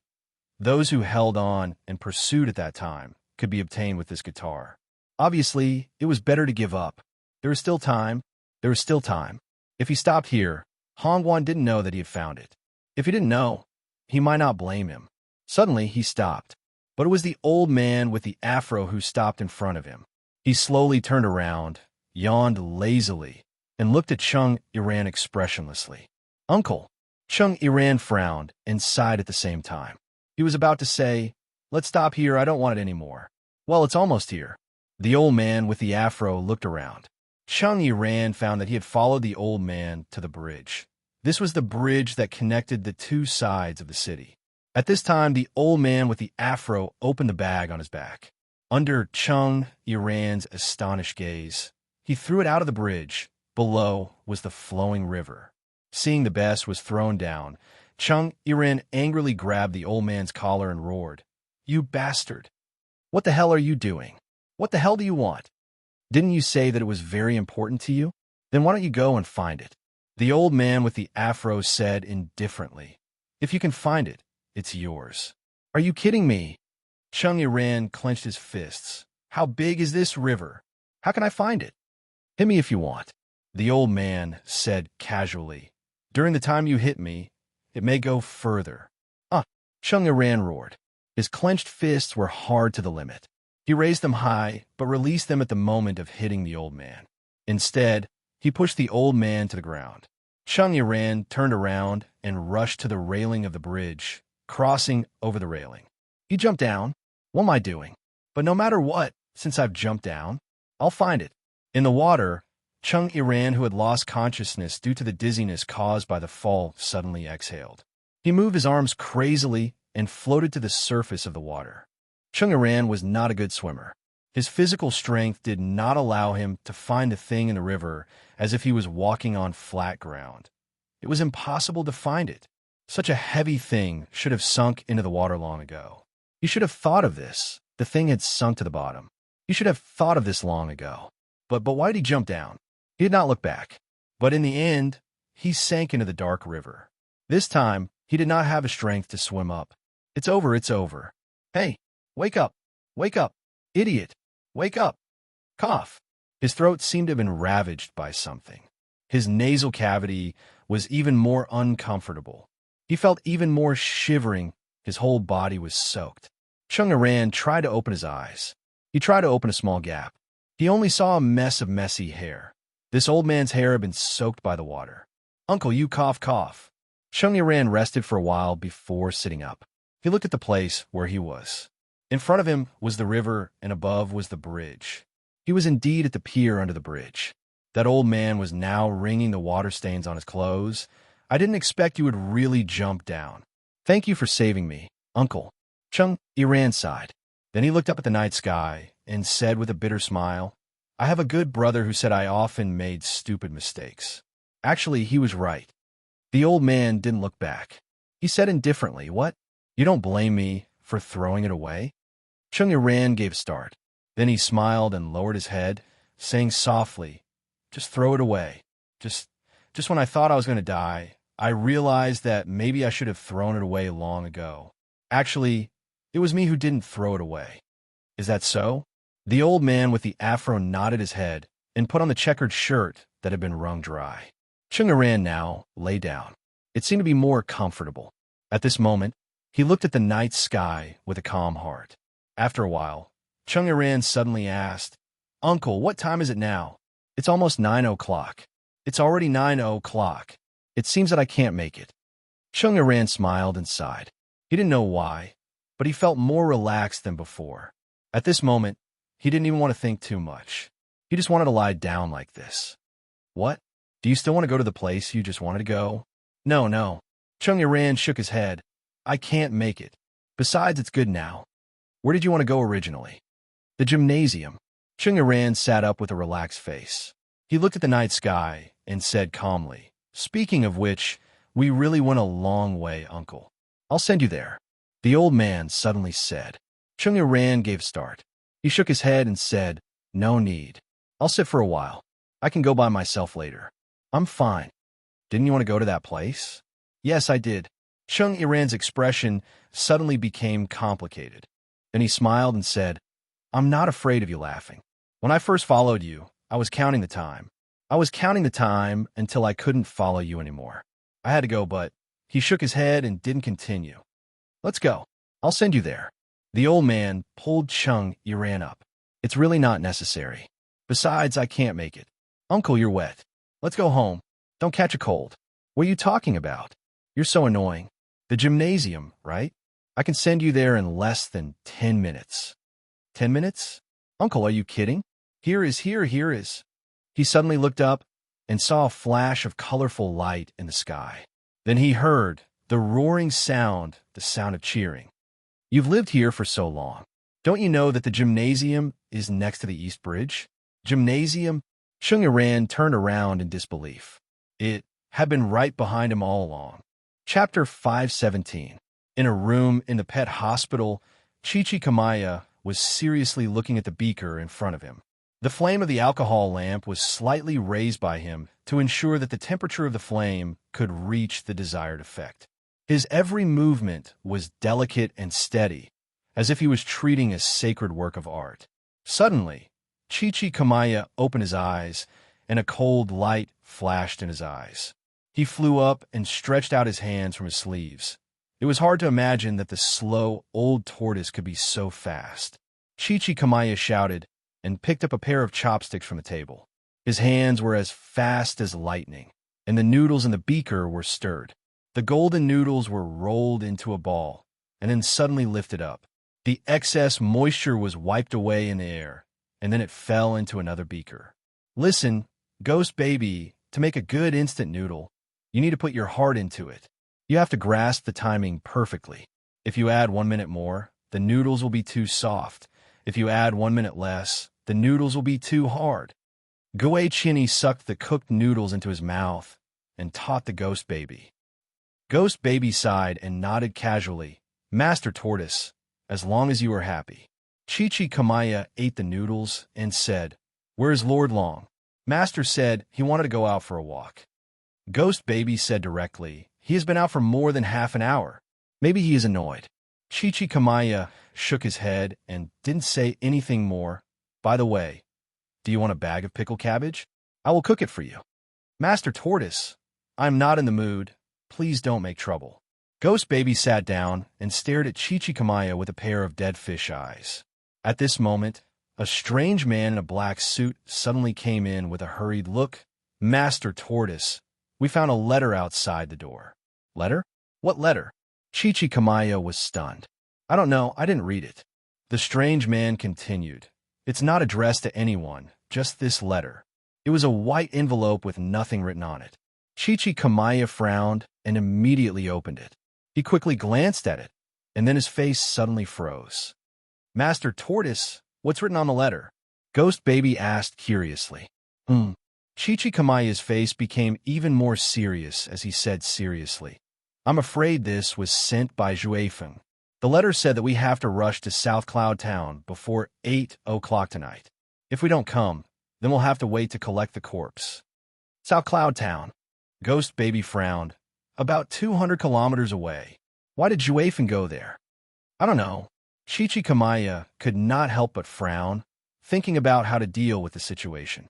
200 kilometers was not difficult for the monsters present, and it was not impossible for them to arrive before 8 o'clock in the evening. The problem was that he didn't know what Juefeng was planning. Master Tortoise, should we go? Ghost Baby said helplessly. Lord Long hasn't come back yet. Should we go and look for him? South Cloud Town. I'm afraid it's a trap for him to choose such a far place. Chichikamaya directly shook his head. Whether it's a trap or not, we have to go there and take a look. It's better to be safe than sorry. This Juefeng can control others, and we don't know how many innocent monsters he has in his hands. He's possessed by the devil, and he can do anything. We can't wait anymore. Ghost Baby, bring some in with you. I want to go there and take a look myself. With that, Chichikamaya quickly looked at the strange man and said, You stay here with a few brothers. When Lord Long comes back, tell him about this matter. In addition, keep an eye on the monsters here. If they have any strange movements, deal with them in a special way. It's okay to be violent. I understand, Master Tortoise. Chichikamaya took a deep breath, sweeping the noodles in the beaker into his mouth, and said in a low voice, Prepare the car. Chichikamaya quickly opened the door and walked towards the door of the hospital. At this time, Shu Xiaoshu with a big belly walked over with a pot. Oh, Master Tortoise, are you going out? Seeing Shu Xiaoshu was in a panic and wanted to salute, Chichikamaya waved his hand and stopped Shu Xiaoshu with air. You're pregnant. No need to be so polite. What are you doing? Shu Xiaoshu sighed. I'm going to send some food to Cheese. He has locked himself up for more than a day, without eating or speaking. I'm worried. He's still young, and there are some things he can't figure out. Chichikamaya didn't want to say more, and then comforted her. When he figures it out, he'll come out. Maybe it's a good thing for him. We monsters are different from human beings by nature. We need to face all kinds of perplexities. Although a human's life is short, only a few decades, they are usually able to quickly overcome their confusion. However, we can't. The growth of the demon's mind is too slow. Perhaps this is a disguised form of hindrance from the world to the demon. But once we overcome it, we'll get more. Cheese is a smart kid, and his eyes are firm. I think he'll figure it out soon, so don't worry too much. Just take care of the baby in your belly. I know, Master Tortoise. Shu Xiaoshu bowed respectfully. Chichikamaya opened the door and left by car. Shu Xiaoshu came to Cheese's room quickly and gently knocked on the door. Seeing that the food she brought in the morning was still untouched, she couldn't help but sigh. After changing the food, she left silently. Hearing the sound of knocking on the door, with the rat monster's sense of smell, he could easily smell the smell of food. It was probably his mother who brought him fresh food again. Was it tiring to sit for a whole day and night? Of course it was tiring, especially on this cold and hard floor. How good would it be if he could directly skip this kind of pain? How good would it be if he could directly become a strong-willed and well-versed person? She sometimes read some novels published in the human world, such as online novels. The character of the protagonist was very good from the beginning. He was very envious. No matter what kind of pain, failure, frustration, loss, or sadness they encountered from the beginning to the end, they could always overcome it. We all project ourselves into that ideal state in order to escape from reality, right? Cheese played with the whistle he always carried. For a long time, he thought that if his father was still alive, maybe he could give him some hints. He put the whistle in his mouth several times, but he resisted the urge to blow it several times. On the one hand, he was afraid that this kind of whistle would attract Iron Whistle, and he was afraid that it would be killed by Ghost Baby or other monsters. On the other hand, he was still afraid that it would attract Iron Whistle, and he was afraid that Iron Whistle would really go crazy and hurt all the monsters here. Cheese heaved a long sigh. He suddenly found that some of what Juefeng said was right. He always wanted to do something that had both sides, and hoped that all aspects could become better. Maybe he thought that Juefeng was like this, and Xiao Jiang and the others should be like this. In this way, everyone could be happy together. How good would that be?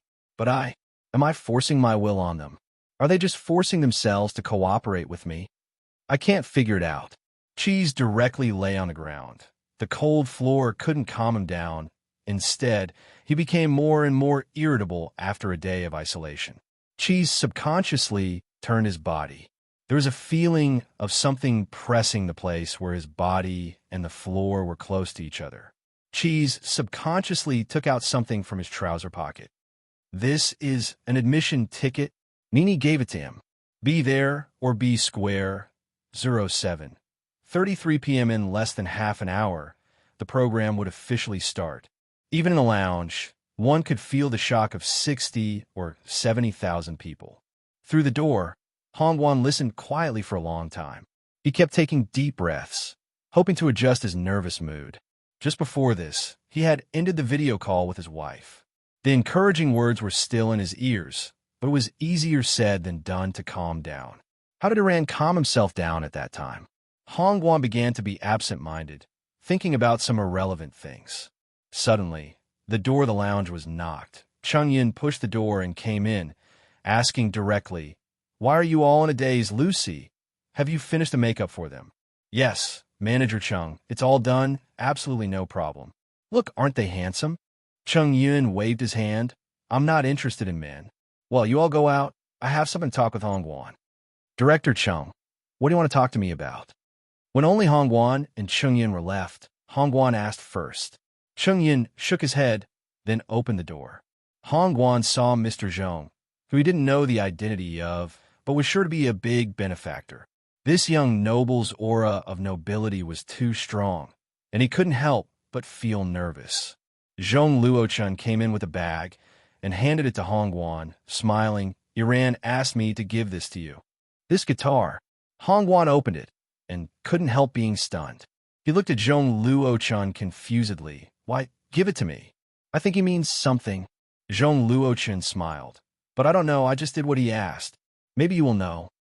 Hongwan held the guitar a little harder, and after a moment of silence, he said, "But he didn't come?" "Oh, he'll come," Zhong Luochun said softly. "The driver went to pick him up. He should be able to catch up. He will watch you from the audience. Come on, I'm looking forward to your performance." Hongwan said, "Mr. Zhong, if Iran comes, can I have a word with him before the performance?" Zhong Luochun said indifferently, "Of course, if he is willing. Why should I stop him?" Chapter 518. 7:37 p.m. The gymnasium was about 1 kilometer away. That was to say, his home was nearby. Cheese frowned, carefully opened a manhole cover, and climbed out. Should he go home and take a look? Maybe Iron Whistle was waiting for him in the open space? "What am I doing?" But he shook his head with a wry smile. It was inappropriate to sneak out of the pet hospital, and it was even more inappropriate to contact Iron Whistle. Iron Whistle not only killed one of Mr. Turtle's men, but also wanted to kill Xiao Jiang. If not for Zhuifeng, Xiao Jiang would have been... Cheese couldn't help thinking that if Xiao Jiang knew he still wanted to find Iron Whistle, would she hate him? Cheese took a deep breath, grasping the admission ticket in his hand, and finally walked towards the gymnasium. "I'm so stupid. Why didn't I call Nini's home to ask if she went out?" He was afraid of something. He was afraid that if Nini had something to do, he couldn't tell her. He was afraid that she would cancel it. He was also afraid that she would say, "Next time." He didn't know why he was afraid. He couldn't figure out this emotion, but he subconsciously hoped that the worst case would be when she couldn't come back. He was so cautious, so full of expectation, so contradictory and silly. His heart was beating fast. The street lights began to shine on the back of this strange little monster. How many similar backs were there in this city? Those who didn't know what love was, those who were full of ignorance and throbbing, those who wrote the story of youth. And at this moment, something was silently watching this back. Cheese's back. It was a pair of eyes that had appeared out of thin air, and the eyelids were making clicking sounds. The owner of the eyes seemed to have flashed by when he walked past the light and then disappeared. Like a chameleon, it hid well in the gap between the night and the street lights and approached little by little. Closer, closer. "Tonight, I will eat you. I don't want to suffer anymore, and I don't want to endure this kind of hunger anymore. Cheese, let me eat you." It was just a creature that followed its instincts and hoped that it could live a better life. This way, this way. From afar, he could see the woman waving her arms enthusiastically. Rin Xiling. Lizzie glanced at the two people who came leisurely in the night, Luochio and Yu Yi. Suddenly, Lizzie said, "However, I didn't expect Luochio to bring his girlfriend here. Sister Rin, how did you do it? I feel like it's super difficult." Rin Xiling sneered and said, "There's nothing I can't do. All I did was cook a meal last night and make the kitchen look like a battlefield.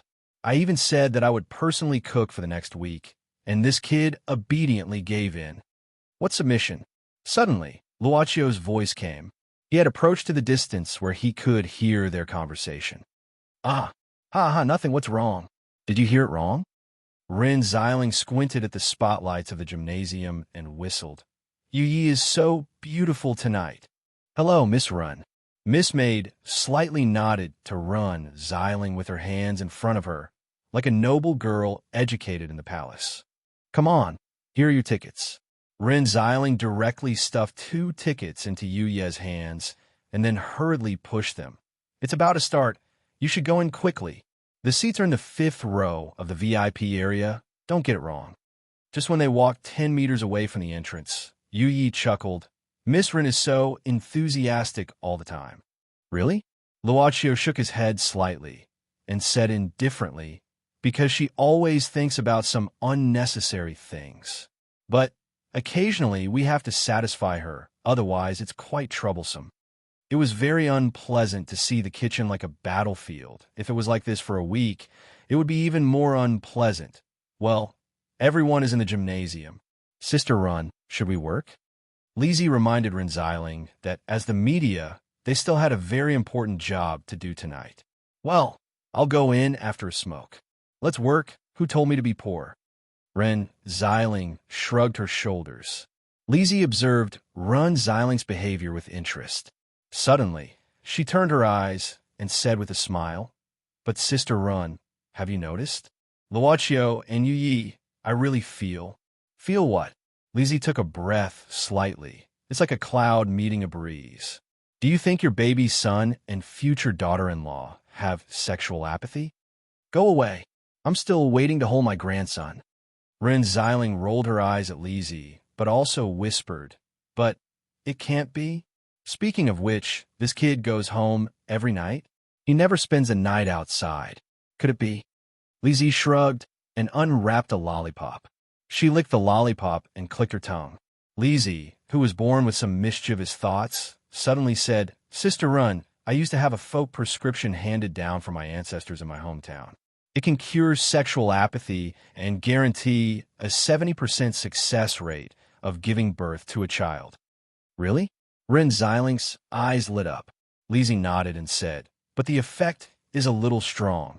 You have to seize the opportunity to make sure that Luochio and Yu Yi are alone. Otherwise, if you get involved, I won't be responsible." Lizzie looked at Rin Xiling with a smile. "F*CK. You dirty Lizzie." Rin Xiling knocked on the back of Lizzie's head and groaned. "There will be plenty of opportunities. You should prepare the prescription for me first." "Okay, leave it to me." Lizzie smiled and agreed. "But I'm afraid you can't find all the materials here." "I'm afraid there's none here. How about this? I'll ask my friends in my hometown to prepare the finished products and send them here."